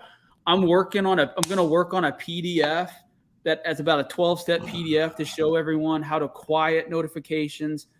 We're eventually going to get like tonight when those Fleer boxes put up where I can post a link and it will send a notification to everybody that's in the channel. Start doing some stuff like that, but I totally understand how people can bitch about the notifications and the sounds. You take some time to get them dialed in, but it is easy to dial it in and get your notifications and everything the way that you want to. It just takes a little time. Yeah, it's good stuff. All right, let's get into the market report, ladies and gentlemen. And I've got some interesting stuff there this week. There was a lot of not a ton of stuff, but some interesting stuff. And I think one of the most interesting things to me is obviously the falling prices on some of the stuff that I'm just surprised that it's fallen. But there's also some really cool stuff out there that I think, yes, the big flush. And there's also some really cool stuff out there that like you can get for cheap now because of it. So I think you hit it on the head, Trey. The big flush. Everybody's getting out. All right, here we go. Let's do this. I don't think they should. That's the thing. No. Like the AF50, like the blue chips they're always going to be blue chips. Like stuff like this, fucking get rid of it. Yeah. Not the Ultimate Fallout, but the Wolverine 88. I mean, it's a cool cover, but that's really as soon as that movie comes out, that book's going to. What's the point of speculating on it? That book's fucking. Thank God that book has held its ground for over a year now. And there's deluxe and non-deluxe, and non-deluxe is more tough. I sold mine for $400 something in May. That book's been a $400 something book. So even though it's got hotter, the prices just stayed. So anything where I see the price stay the same right now actually makes me happy. Well, the interesting thing is that I'm out of them. I don't have any left, but yeah, the one on the left is the regular deluxe, and the one on the right is the $1.50 price deluxe. There's a $1.50 price variant deluxe and a $1.95 price variant deluxe. So, and like you said, Sean, these things were going for $1,000+, I think, a couple weeks ago. No. Right? No. What were they selling for when the news came out? Well, I don't think they were $1,000, dude. And I think there's three. Thank you. There's deluxe. Okay. Non-deluxe. Drew and hit this on the nail. What Drew just said is that is the only comment on this fucking book. The price is great, but putting a 99 question mark in the fucking title is bullshit seller tactics, and it makes comic people look bad. Well, that's a $3,000 book. That was a $3,000 book for almost a year, maybe half a year. Mel paid more than $3,000 for that book. A lot of people did. Yeah, there are a lot of different sites that went up 34 to 36. Well, Mel's after Mel's variant came out this week, he should be able to make that $3,000 back pretty easily. Because there's no way he have that a variant. Yes, the Notorious B.I.G. That's not Biggie. That's fucking Mel Vaughn from 4 years ago. He's looking good right now, man. Sean got to hang out with him the other day. He's looking good, man. So. Yeah, dude. I got a drunk dial from my two old buddies at like 2:00 in the morning. Amelia's sick as shit right now, and she's asleep. She literally got COVID, dying, and they're trying to call. I was like, I want to talk to them, but I can't. We were literally at the bar. So 800 a week ago, I guess, or a couple weeks ago on those. Does that sound better? Probably let's be honest. But like honestly, but how many sold? It was like one of the last copies on eBay or something, because you weren't out of those. Who the hell was listing them at 800? They weren't even already sitting at 800. I'm not saying that he's wrong, but I'm sure he's not. But how many copies went for that? Was there some auctions that were already like in place or something like that? It's a great book. It's their first meeting. They fight. They were already in a movie together. It's a Kubert cover, right? So you think that's a key? Do you think that's a key book? Yeah, first Wolverine versus Deadpool. Really? Yeah. Interesting. Oh shit! Jesus Christ! Wait, keys. Books are already keys before they come out. Don't you know that now? Yeah. So here's 800 on the 21st is when it spiked, and you're right, Sean. It's been pretty steady. Yeah. You can see. I so, literally. But when the movie comes out, my dollar bin copy of that. And so I want to ask you: the day that the day Deadpool 3 comes out, how much does the 9.8 sell for that midnight? I don't think it's not whatever the market's at. Things aren't going up when the movie drops anymore. That's what I mean. Like, how is this book going to hold its value? I think it can hold a $400 value. Some fucking idiot paid $920. Well, dude, there's got to be that 920's got to be a newsstand or something, dude. There's like it's not. These aren't equal. There's 3 different versions of this book, and the deluxe version supposedly cool. Okay, but and then there's also an insert in this book that wraps around the inside cover. So it can be a pain in the ass to press this thing too, because you got like it's the full fucking magazine card folded insert too, like literally like the size of my hands, like that. Like it's not like a little kind of like the tattoos, but a little bigger. I think a little bigger. So it's a pain in the ass to press, but it's an easy book to press except for the insert for people. It's not that hard if you know what the fuck you're doing, but a lot of people don't. And I don't think I pressed one of those. Yeah, so it's actually it's an easy book to fix up, but the paper it's that fun pressing paper. If it doesn't have the color breaks, you're like, I got this, dude. By the way, guys, if you don't know who 78 Points of Articulation is, that guy is a fucking stud. He knows his action figures. He's kind of like International Josh. He's into a lot of the stuff we all are into. But if you're not following his Instagram page, you guys are screwing up. He, honest to God, has one of the coolest action figure pages on the deal. Paul W showed me about that guy, and like I said, it's cool how that works out, and then you become friends with the guy. But he's helping us out in the Discord too. Awesome guy, super talented. Next we have I love that Power Comics 3. I just love when I see it sell. It's a great book. That's a kind of a torn up cover, but it's 1944 LB Cole, great like magician style cover. Sold for $6.95. I'm sure right as it went up, somebody sniped it. But here's the interesting thing: these 2 books right here. You guys know the one on the far right, the Teenage Mutant Ninja Turtle Last Run, and the Staniak. That's Hive / Nerd Store variant, in my opinion. Put the Hive in front. But it's limited to 250, and it is one of the most beautiful covers. It is one of those like semi grails for me. I'm kind of bummed I missed out on it for $315. It was selling for twice that forever. But again, starting to see these exclusives starting to drop. The Last Ronin #1 Bartling, that book literally made Bartling into what he is. I mean, nobody really kind of had much idea about Bartling. He made that cover, boom. He everybody's like, I need to get him on my next exclusive cover, and he has been putting out exclusive variant covers for 2 years. Who's his colorist though? That's what I want to know. Well, that's book, a local store too. Yeah, that book was selling for like $1,000 raw itself for a long time. The guy won't open his doors for COVID still. So wow. Anyway, so I've never been in there. And but him and Sean would get along. Can I go back? Here's the deal. Yeah, exclusives dropping. What are these fucking on release day? $80. So to my opinion, they were just a little inflated. So I don't even know if they were that much on release day. Probably they're much more because of the size of it and the trade paperback, graphic novel, whatever you want to say, quality of it. I'm sure they cost a lot more to print than a regular comic book. But I mean, that's not that big a drop considering what we're seeing and the store exclusive stuff not holding their value.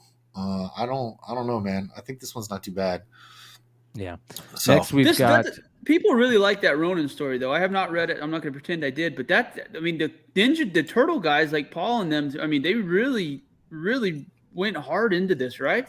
Like it's one of the better Turtle stories. They just fucked up by the delay. There was a big delay on it that killed all the momentum it had. There was a ton of momentum, and there were some great covers for that run. Next, that Ghost Rider #1, the Robbie Reyes series has such great variants, and that 1 in 25, that Felipe Smith cover, is $444 raw, man, which is like wow. Yeah. The best part is I think I had that on my eBay for $300, and at some point, I found out today that I took it off because I found it in my eBay box today. So I did not sell that motherfucker. Good. Yeah. Dude, I like Sean's little giggle. Like, that's exciting. Maybe, hey, it's rare when things are going up these days. Okay. Incredible Hulk. Am I an asshole for not liking? Am I an asshole for not liking Todd drawing of Hulk at any point? I don't like that either. I think he's like the way he scrunches his face, and it's got he's got forehead. that real Frankenstein vibe. But that cover, you have to admit, like that cover is one of those covers that in a 9.8, like that's a tough book to get in a 9.8. That's a tough book to get in a 9.8. Those early McFarlane, old school 90s, 80s, late 80s Marvel books. $822 for a 9.8. But again, I'm with you, Trey. I'm not a big fan of McFarlane's Hulk.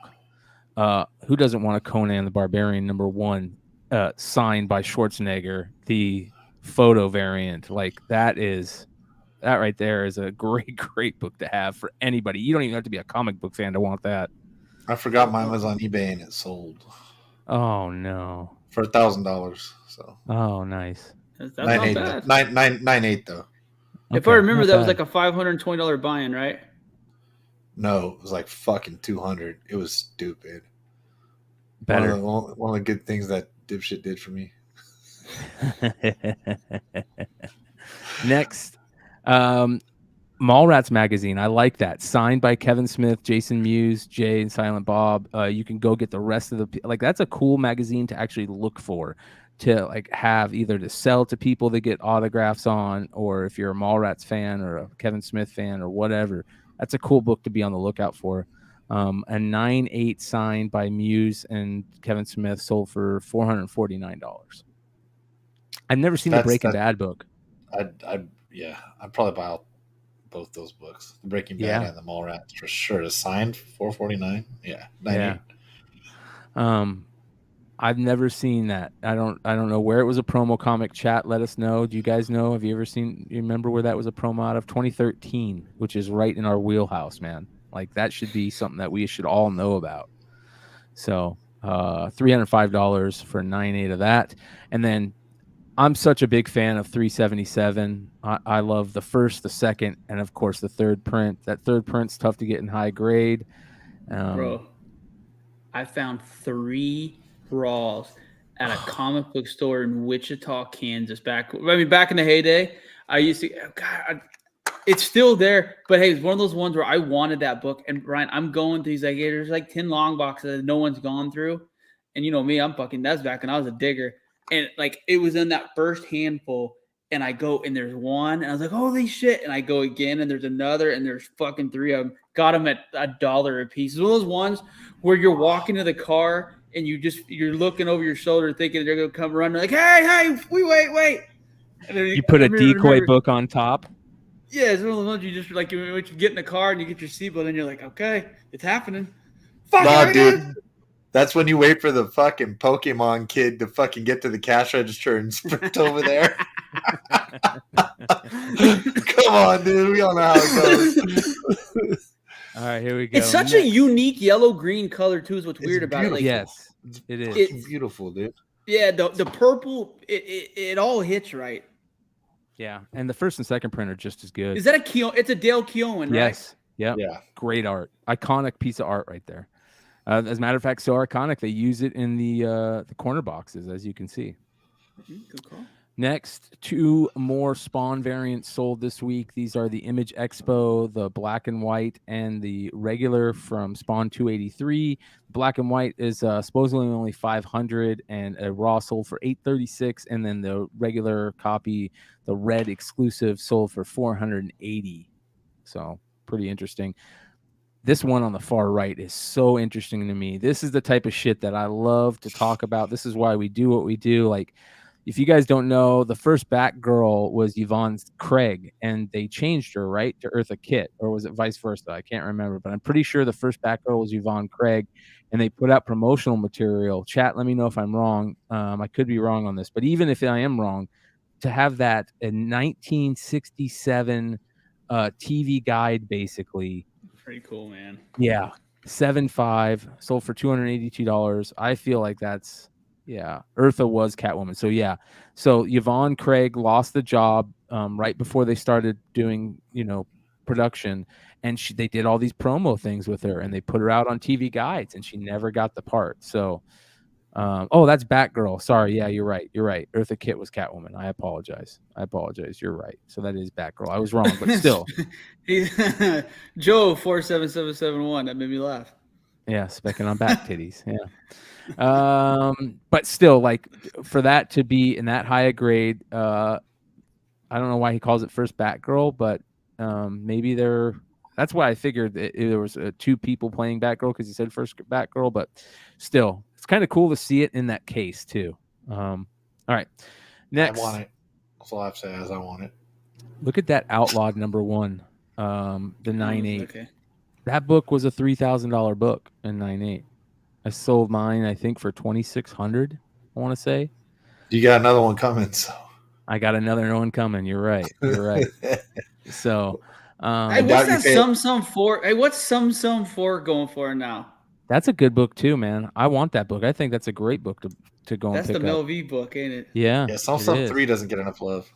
Yeah, I like the Sum with Gwenpool too, when she's in the toy machine, the claw machine. Yeah, they're all pretty cool, to be honest. She's such a weird character to spec or even think about specking on.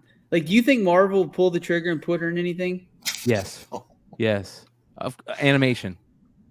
Oh, for sure, animation. Yeah, 100%. She's not already in animation. You don't think that if they do some type of multiverse tie-in in this movie to bring Wolverine in, that there couldn't be a slight door for Gwenpool to make an appearance just for the hardcore fans?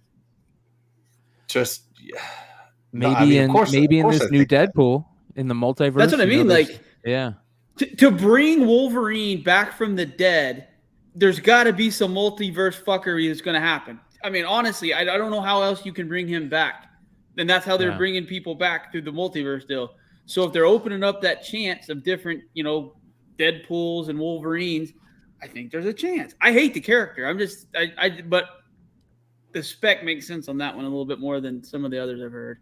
Yeah. The two Gunslinger books, I can't believe that, Spawn 175. I know it's not the first appearance, but it's such an iconic cover.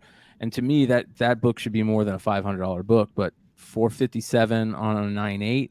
And then 174 went for almost $800 on a 9.8. So love both those books. Those are both about half, I think, right? Dude, I got a raw newsstand 175 that got a chance at a 9.8. No bullshit. Ooh. Wow. It might not be newsstand. I'm not sure if they said direct. I don't think they said direct on those spawns. I think they were all the same. Oh no. It's still a great book. All right.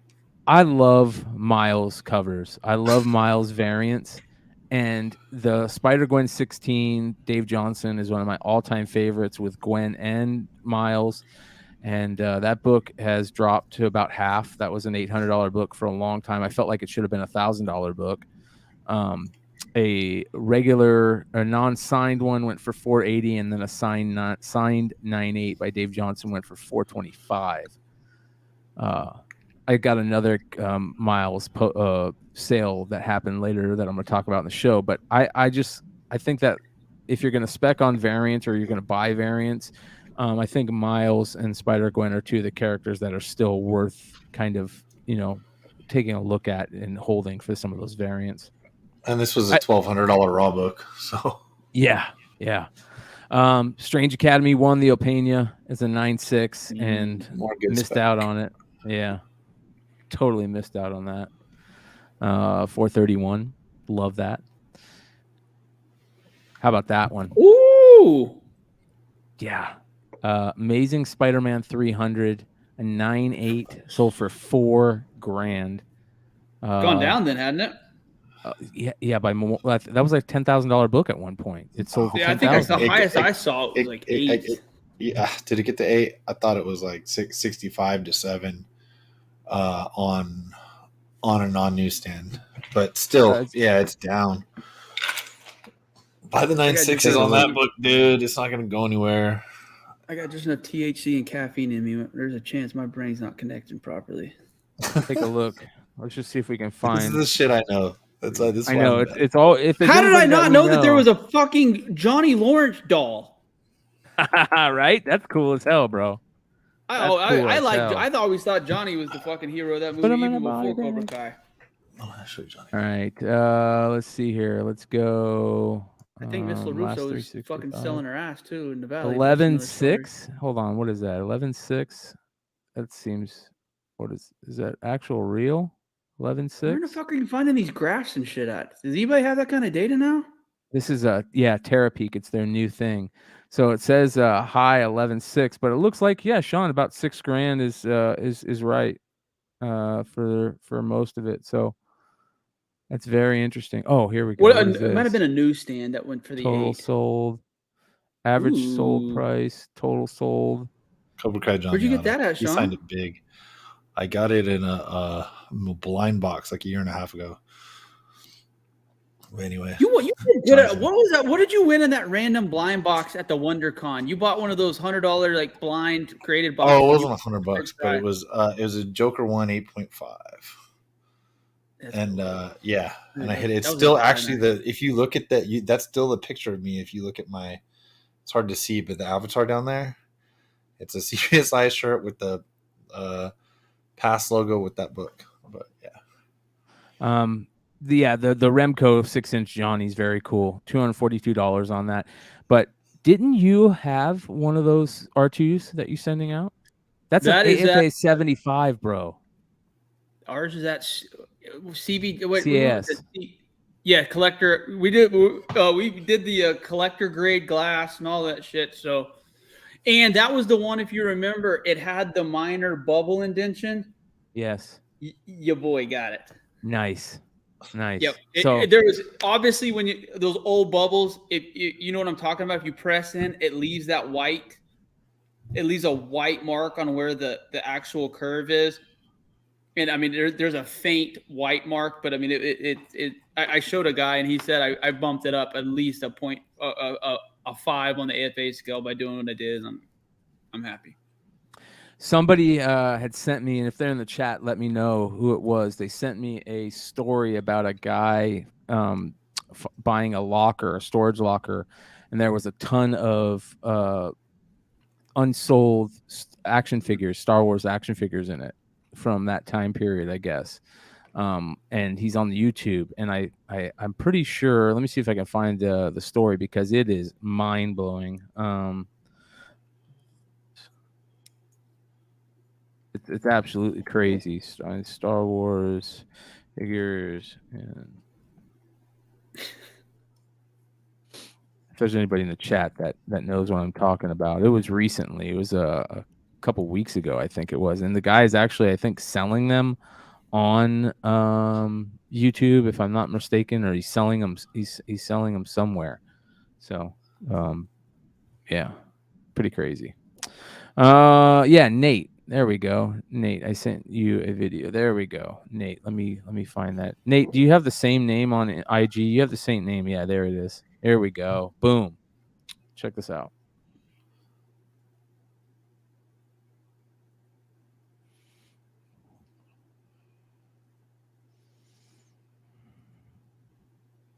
Ooh. Yeah. Good Lord. Look at that. They were. Look at this. All pristine cards. Look at all those Yodas. Oh shit! Look at Han Solo. Look at all those Boba Fetts. Yeah. Somebody found him $500,000. Yeah. It's literally all of our dream for this or comics or whatever, dude. To just this is the last 17. Hold on. So Last 17. a guy named Junkman found them? No. Marcus is here. I'm gonna bring Marcus in a second. Today we look at finding vintage Star Wars action figures. 78 to 85 just found over 400 in mint shape, selling at Morphe auctions. So, but yeah, go check it out. I'll drop the link. Ladies and gentlemen, let's say hello to our co-host, Marcus. What's up, brother? Good afternoon, good evening, hallelujah, amen. I'm out here broadcasting live from the Peppermint Palace, baby. I'm out here, you know, I apologize for my tardiness, but You ain't at the Sanctum Sanctimonious of Little Caesars? I'm not at the Sanctimonium. Reverend, I'm Sanctimonium. Reverend, I ain't over there. Reverend, I am back in the But he's outside. I'm out here with Luke Cage, Reverend. I'm out here on Luke Cage Street, Reverend.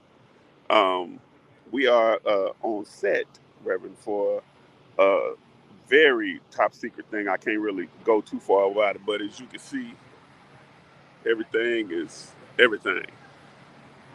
Oh wow! Yeah. So I apologize. I apologize for not being there. I'm supposed to be there. We're supposed to come back on Tuesday, but this thing is ran over. But I had to come here and bless y'all on the timeline, let y'all know how I really get down. I'm out here. I'm committed to the cause. See, I'm out here in all pink like Cameron on these boys. You know what I'm saying? I'm out here. Flex on them. You know what I'm saying? I got a flex on them. Look at that. Old school. Look at that. Ooh, that's smooth. Old school caddy, baby. We out here. Well, have fun, brother. It's in the throwback to the 70s. But I will be here next week. I will be here next Wednesday. And we putting it down. It's going down like old people in wet floors. They're calling your name. You get in trouble. They're calling me. It's time to go. I'm in trouble. See, Quiet on the set. Much. I done gave y'all too much. They're coming to get me, Lord. They're coming to get me, Lord. Dude, we love Marcus. So last week from Boston and this week from LA, we both had to make a run for it at the end of our appearances. Bro. Yeah, if y'all don't know, Vinny and Marcus are important people. Yeah. That was so great though, Sean. Like you ran off right as I clicked it. And I was like, oh bro, perfect. So all right, let's get back to this. Shout out to Marcus, guys. I was like, wait, I'm not online anymore. All right, we've got 2 cool GI Joe figures. I love that Mega Viper, the Mega Marines Viper that came with a little goo, you know, and then of course the OG Alley Viper. Alley Vipers just look so cool, and they would be the worst color for a GI or a uniform. But as you can see, it's got the yellow Alley Viper on the card with the orange Alley Viper, and the orange and blue Alley Viper on as the figure. So I love that too. But that's when GI Joe started getting kind of shitty, when they started having the weapon trees and the neon colors. Anyways, House of 1,000 Corpses, set of 4 figures, $340. I'm not surprised. That's such a big, you know, set that people just love to collect. They absolutely love it. All right, here is some more. Let's see here. I still want a mint condition Globulus. The problem is every kid chews on the fucking tail. They all got teeth marks on those Globuluses. Yeah. Yeah. I don't even know what that is. He was a worm dude from the movie. So this is some interesting stuff right here. This got sold and then resold again. It is a 9.2 RRP. And if you guys remember, we had a 9.8 that was sold for like 10 grand recently. This is a 9.2. It sold for like 2,300 and then went back up and sold for like 1,800, something like that. So, man, talk about a bad time to put up that book. I feel bad for that guy. Look at the feedback. What does the feedback say? Oh, great. Oh, yeah. That makes sense. You can tell that they're not used to. I mean, it doesn't mean it's probably a collector that's not used to selling. Yeah. I mean, they literally have like a real camera flash. And serious bidders only. And a fucking 1971 Afghan. Well, look where the book's at in Ohio. Shit. 50%. Wait. Go to the feedback. It says 50% positive feedback, and they have 0. Yeah, because the guy that drives me crazy, dude. I gotta. Yeah, the dude that probably bought it before caused them some issues, but or they are a scammer, you know. How about this one, you guys? Oh, dang it. That's one of the ones I always wanted to find. There's one of your grails. Oklahoma City. Oklahoma City, in your own city, brother. This is one of Rad the Ray, bro. You rarest. don't know Rad Ray? No, I don't think I'd hang out with Rad Ray. This He's book got was 2 Ds printed though.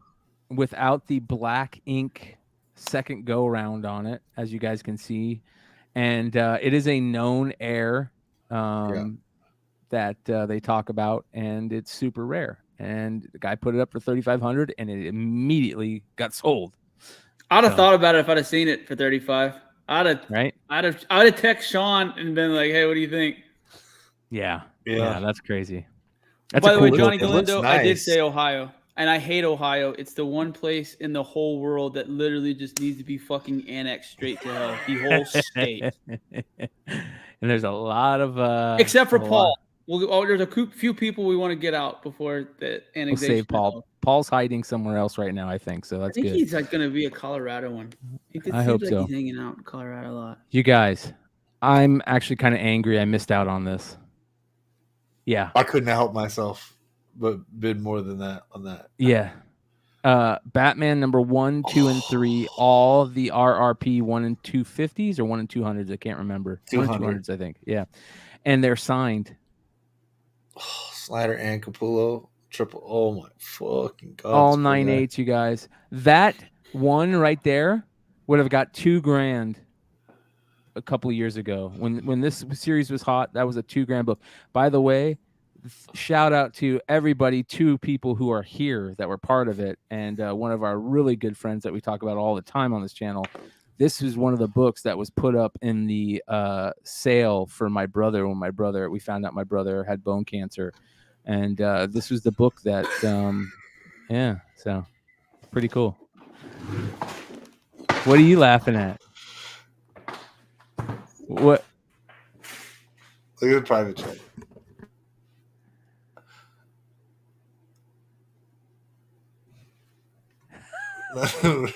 Just hanging out.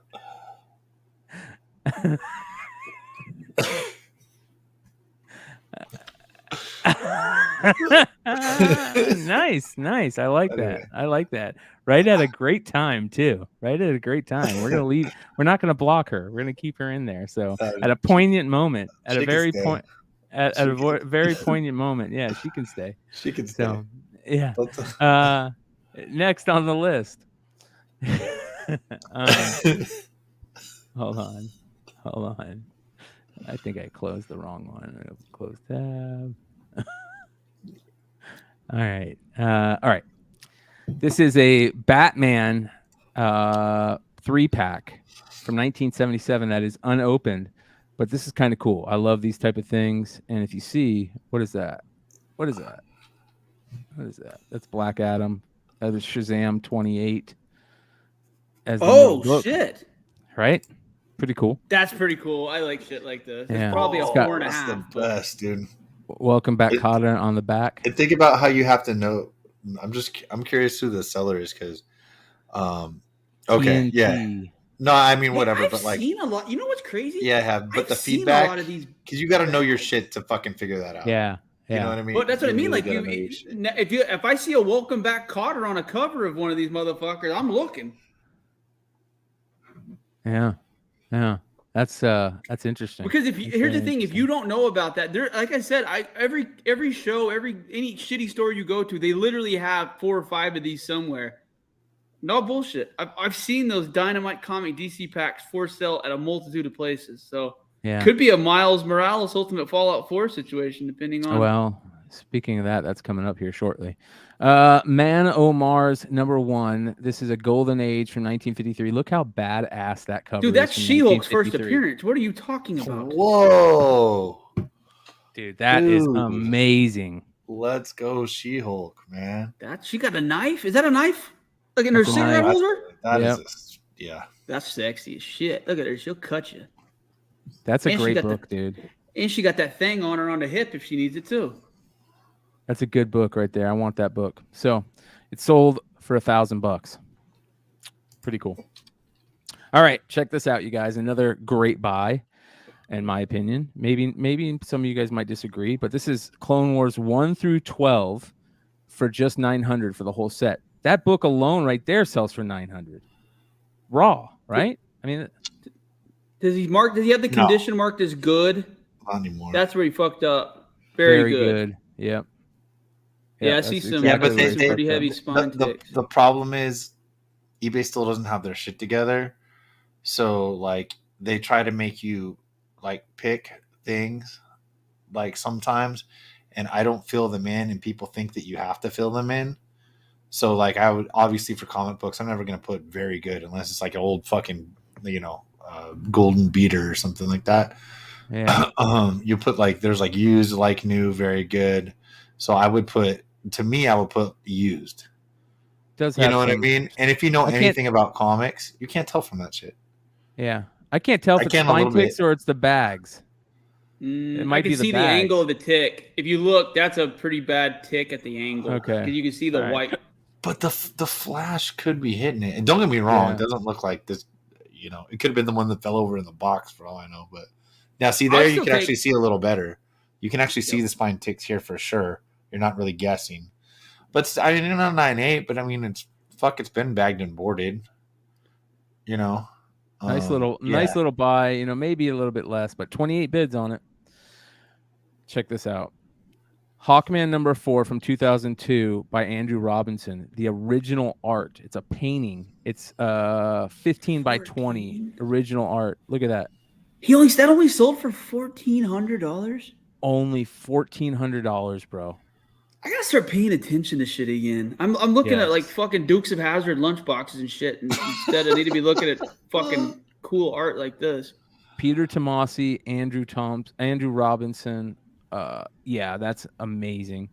Bro, I've been watching Bryan do this report, usually with him for like years, and I say that every fucking week. So yeah, this is the violent. This is what's so cool about this show.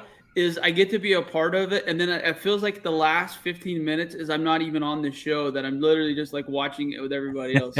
He doesn't tell us, like we don't know what's on here, which is we're literally finding this out with you guys, which makes it fun to us too. So this isn't Sean's. I don't think it's Sean's. Sean's sold last week, but this corn is dog? This corn dog no. Yeah, corn dog no. 78 feedback, but 100% positive. Pretty trashed. I think that could probably be pressed pretty well, but it is pretty gnarly. You could get that to an 8.5, no problem. This definitely came in one of those Five Below packs. Yes, right? I would. What state are they from? They're from. If there's Five Below, North Carolina. So I think that like you wouldn't give this to a kid or have somebody just throw around like this if you didn't know what it was. And I think the only people that didn't know what it was are the people that got it in the Five Below packs. But it is the Djurjevic variant, and it sold for $1,500. So, all right. This is a big deal right here, you guys. I don't think you realize how big of a deal this is. And I hope to God Steve Horn bought this. I hope to God Steve Horn bought this, you guys, because this is the type of grail that you miss out on, and it makes you angry. And I'm going to tell you guys right now, this is a piece of cornbread. This right here, if you see these two covers on any DC Comics multi-pack, there's a very good chance that that's on the back. That is amazing. If you remember, dude, you know who texted that into today? I'm in the chat that you used to be in, dude. Literally, Topher said, "Do I bid on this at 1:00 today?" And I didn't read it. And then everybody said, "Damn, I missed it. Damn, I was looking at it." I have held two of these, and I almost bought one. If you remember, Sean, from that dude in North Carolina that had all the fucking variants. There's no way that book is an 8 or an 8.5. I promise you, zoom in on those corners. They're all bent, rounded in. It's amazing. I would love to have it the way it is. In there. Yes. $680. I'm buying it and keeping it right in that fucking package. That's what I mean. The entirety of its career, until CGC starts making big old fucking things to grade things and put them in, because we're not that far off from that shit. I'm keeping it right in fucking there. And once they encapsulate that thing, and then they grade it on like the integrity of the pack and the shrink wrap and shit, and the color and the price tag, and it gets a fucking 8.5 out of it gets a 85 out of 100 or whatever the fuck scale they're going to try to use, then you're going to sell it for fucking $8,000, 20 grand. So if I got that at that price, yeah, I'm not trying to get. Now, don't be wrong. A few years ago, that wouldn't have been my thinking, but now, dude, I would just keep that fucking thing, dude. Hell, dude, I love it, you know. And it's not doing it really any harm. It kind of is what it is.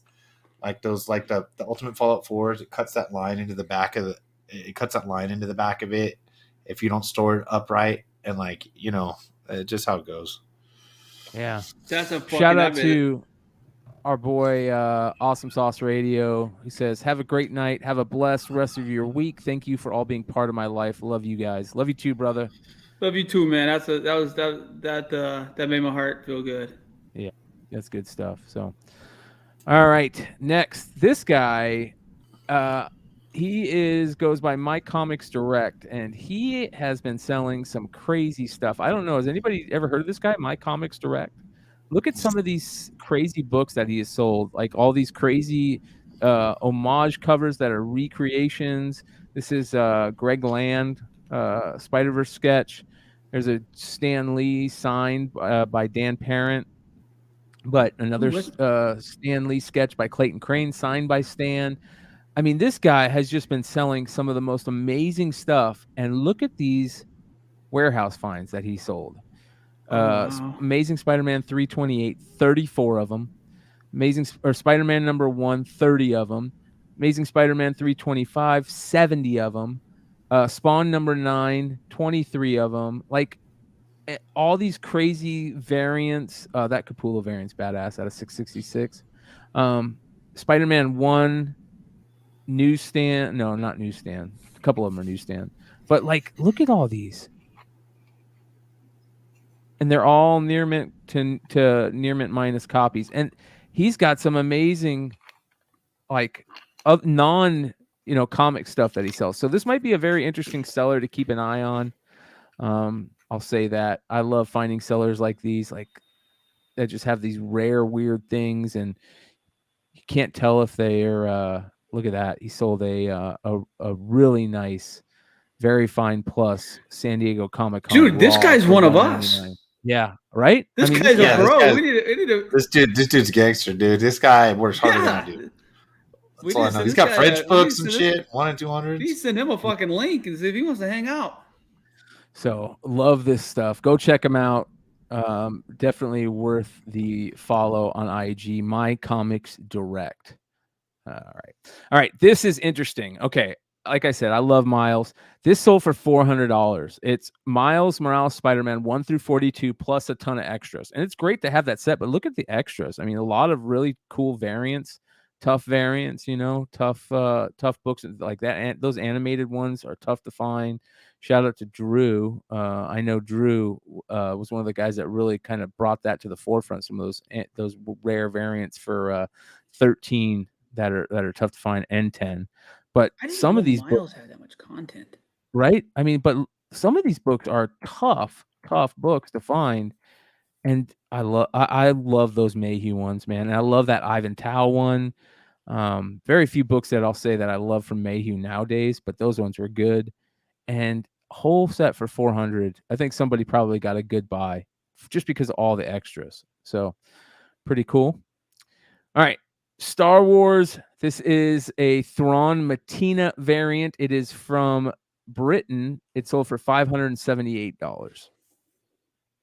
I know a guy who's specced on that once. Yeah.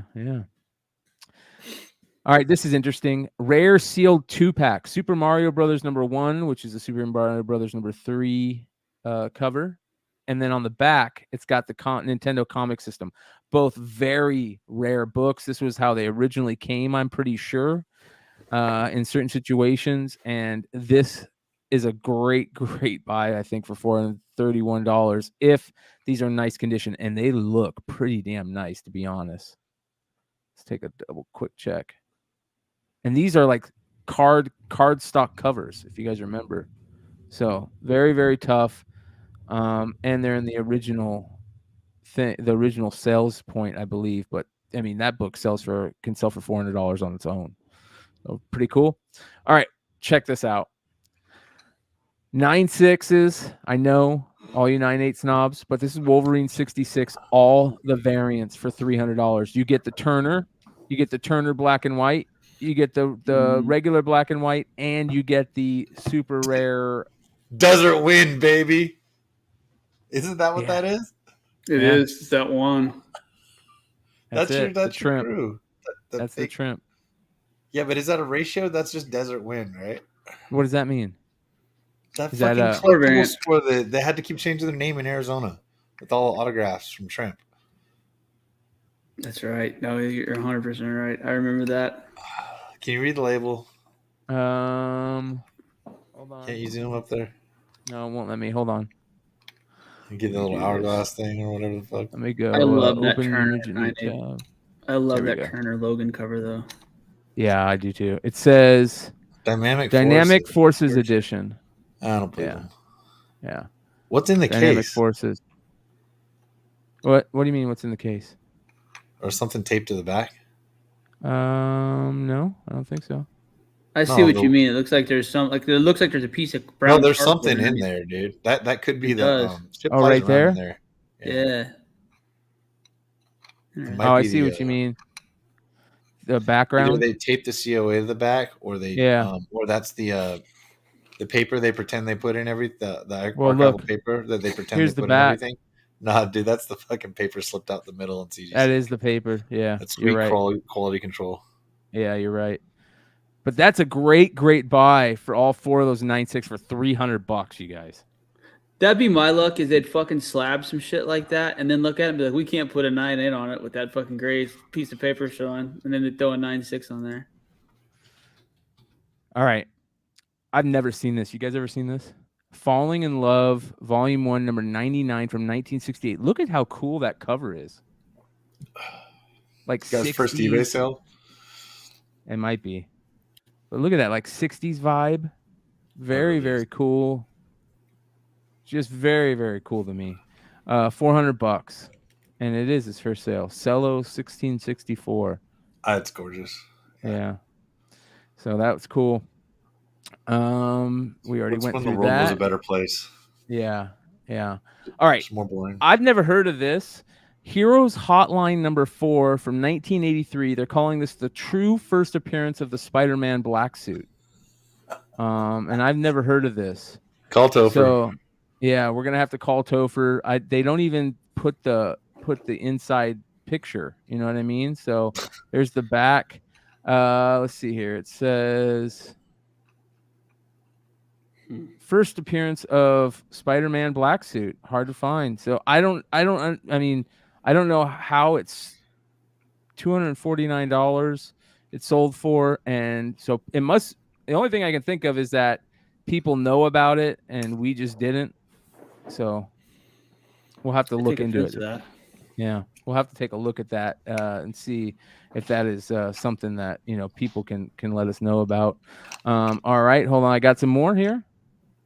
Dude, look at the organization skills up here. Right? I like it. Got folders and shit. All right. Yeah, we try. All right, have you ever heard of these?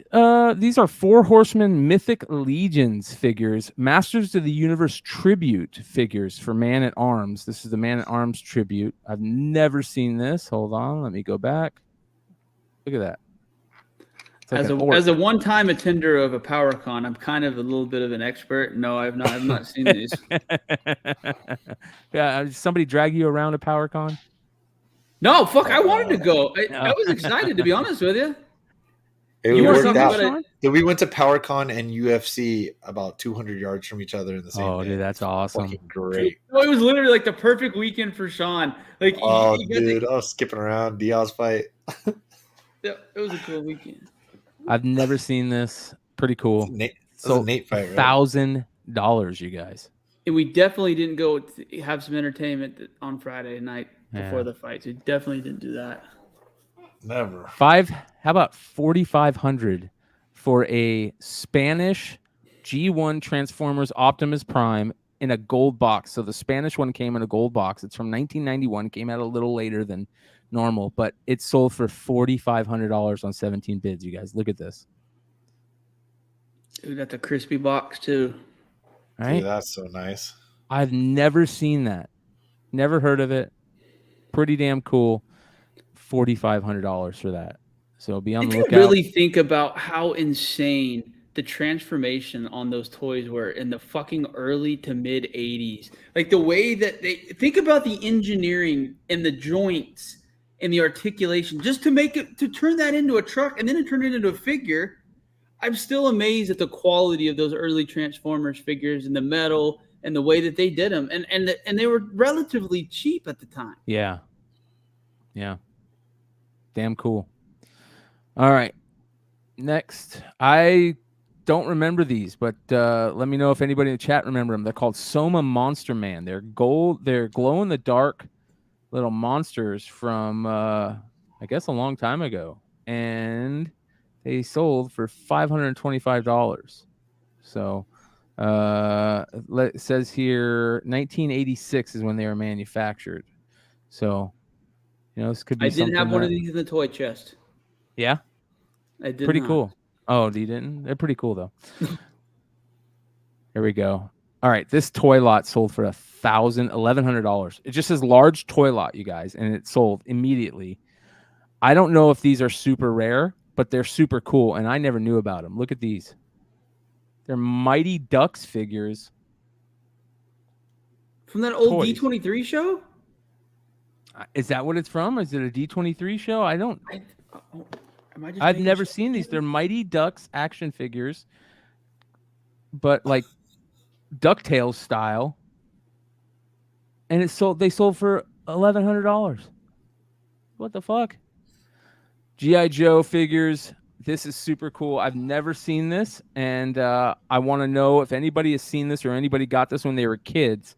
Let me know if this is how it came, because this looks legit. It's from 1992. It's a G.I. Joe collector's case, and in the case came with some cool things. It came with a weapons tree, right, with a bunch of weapons on it. It came with a cool little mini comic, a Keel Hall figure, which of course is the figure that came with the aircraft carrier, right? And you could send away for them at Sears, and that's what the red back means on there.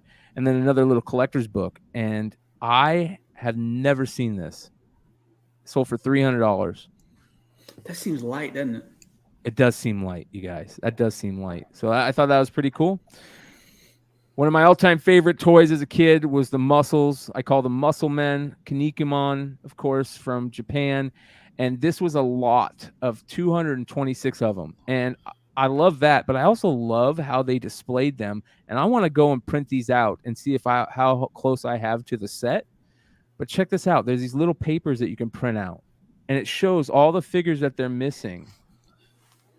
That's kind of cool, right? I like shit like that. Yeah. I have a full gallon bag of these guys. I got some of the colored ones also.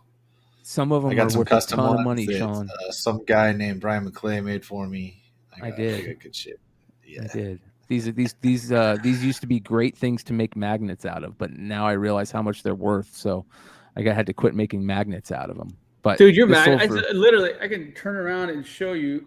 Your magnets are on my refrigerator over there. You can't. I don't know if you can see it, but I mean, they're on my fridge. You can't. My fridge isn't. They're old school. They're old school. They were cool. Man. They were thoughtful. You know what I mean? Like yeah. you had cool. You had like you did the Damien ones. It was cool. Yeah, man. I always think that the best gifts are gifts that are thoughtful and that take a little time. Like way better. Yeah. God, those are. I can't. And I know. Obviously, you heard me say that. I can't tell you why these are like my favorite shit. Yeah. Like the Motu stuff was fun and all that. I cannot explain. Maybe because you get so many of them and they're these so and Garbage Pail Kids so different. And most of mine, they have mine because my friends would have them. So they got my mom would put my initials on the bottom. Yeah. So if you ever get a SL muscle from somewhere, the pedigree, that's the Sean Leggett pedigree for muscles. He said pedigree. Yeah, dude, I can't tell you. Like, I literally can't explain like why these are my fucking favorite things. They're so they cool, are. man. And that's They're why so they got cool. the Masters of the Universe ones that Super 7 made too, which are Yes. obviously amazing. Yeah. And I think I need to see if I can buy some so I can open them and play with them. All right. I've never seen these. These are mint on cards, G2 Transformers, rare orange KB Toys Constructicons Devastators. They're orange instead of neon green. They're neon orange and purple. The whole set. I was at my uncle's wedding, and my mom told me that I told the entire story of those in my sleep when they came on, of the Constructicons. They're so cool, bro. Right? She said I told the whole story of all the Constructicons in my sleep as a child in a hotel room. So she was like near me. I didn't sleep back with my parents at that age, but yeah. Okay. All right. We've got just a couple more, and then we're going to call it a night, you guys. These were G.I. Joe figures that they did for San Diego 2012, where they came with the Constructicon Devastators Transformers. It's the Battle Android Troopers, but like a Constructicon type. And look how cool these things are, man. I loved the bats when I was a kid, and these have the Constructicon look to them. Sold for $124 loose, which is crazy. And then finally, that's another grail of mine, to be honest with you, an in-box Devastator. Yeah. This is a crazy poster from 1930 France. It's an old school poster advertising something. It sold for $1,000, but I think this would be amazing to have. Look how cool it is. Old school French advertising poster, crazy art on it. I don't know. This stuff to me is kind of goofy when you first see it, but then when you think about how rare it is to have that poster, they just threw these up on walls out there with glue on a paint roll. You know what I mean? And then this is crazy. An old original James Brown concert poster from 1971. Look at the art. Like, that's badass. It just takes you back. And I wasn't even around at that time, but it feels like you're just been transported to that time period. And this sold for $414, which is crazy. That, ladies and gentlemen, is the market report for October 9th, 2022. We have a giveaway to give away, you guys. Yes, for everybody that's been watching, we have a really cool giveaway tonight. We have a Bird City 8 Billion Genies second print with the awesome Nintendo slipcase cover thing on there, which is really, really cool. We just lost Trey's earbuds. Yeah, so those are Bird City. I think that's a fourth print. That was Anthony's design to put the slipcase on, which is pretty cool since the Nintendo variant. 8 Billion Genies already been optioned. Great book, great company, all that. And the winner, Trey's nice enough to give it away. So the winner tonight is. Please be that one person. Please be that one person. Please be that one person. Please be Aaron Yee. Oh, Yeezy Yee in the motherfucking house. There we go, Yeezy. Woo! Hell yeah. Sean's very excited. Sean is very excited. I love when my people win. Amen. Yeezy, hit up Trey at 3-6. He's already talking to him. Creed says rigged. Well, Yeezy, Yeezy is in he says pay it forward. We're gonna run it again, you guys. Pay it forward. That's what I like, Yeezy. Here we go. Run it back. We have another chance. Come on, this can be classic, ladies and gentlemen. This can be classic. Awesome Sauce Radio in the motherfucking house. Let's go. That's even better. That's even better. Go, dude. We're happy to give to Awesome Sauce Radio. He just went to bed, and we're making even a better day for him. So there we go, man. Yeah. That's amazing. So, Hey, you guys, make sure you guys join the Discord. The link is below in the description. The link should work for everybody now. We're going to continue to make that Discord amazing. We're going to continue to make this show just keep killing it. And the Discord is a big part of the show. If you guys want to start calling in to this show, join the Discord. Trust us. There's going to be some crazy giveaways, some crazy information that we drop on that Discord that could put money in your pocket, can put the grails in your possession. You never know what's going to happen. We'll see you next time. Much love to everybody out there. Good night.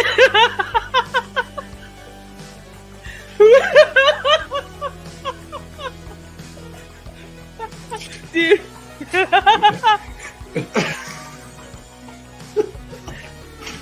But anyway. Dude, bro, that was classic.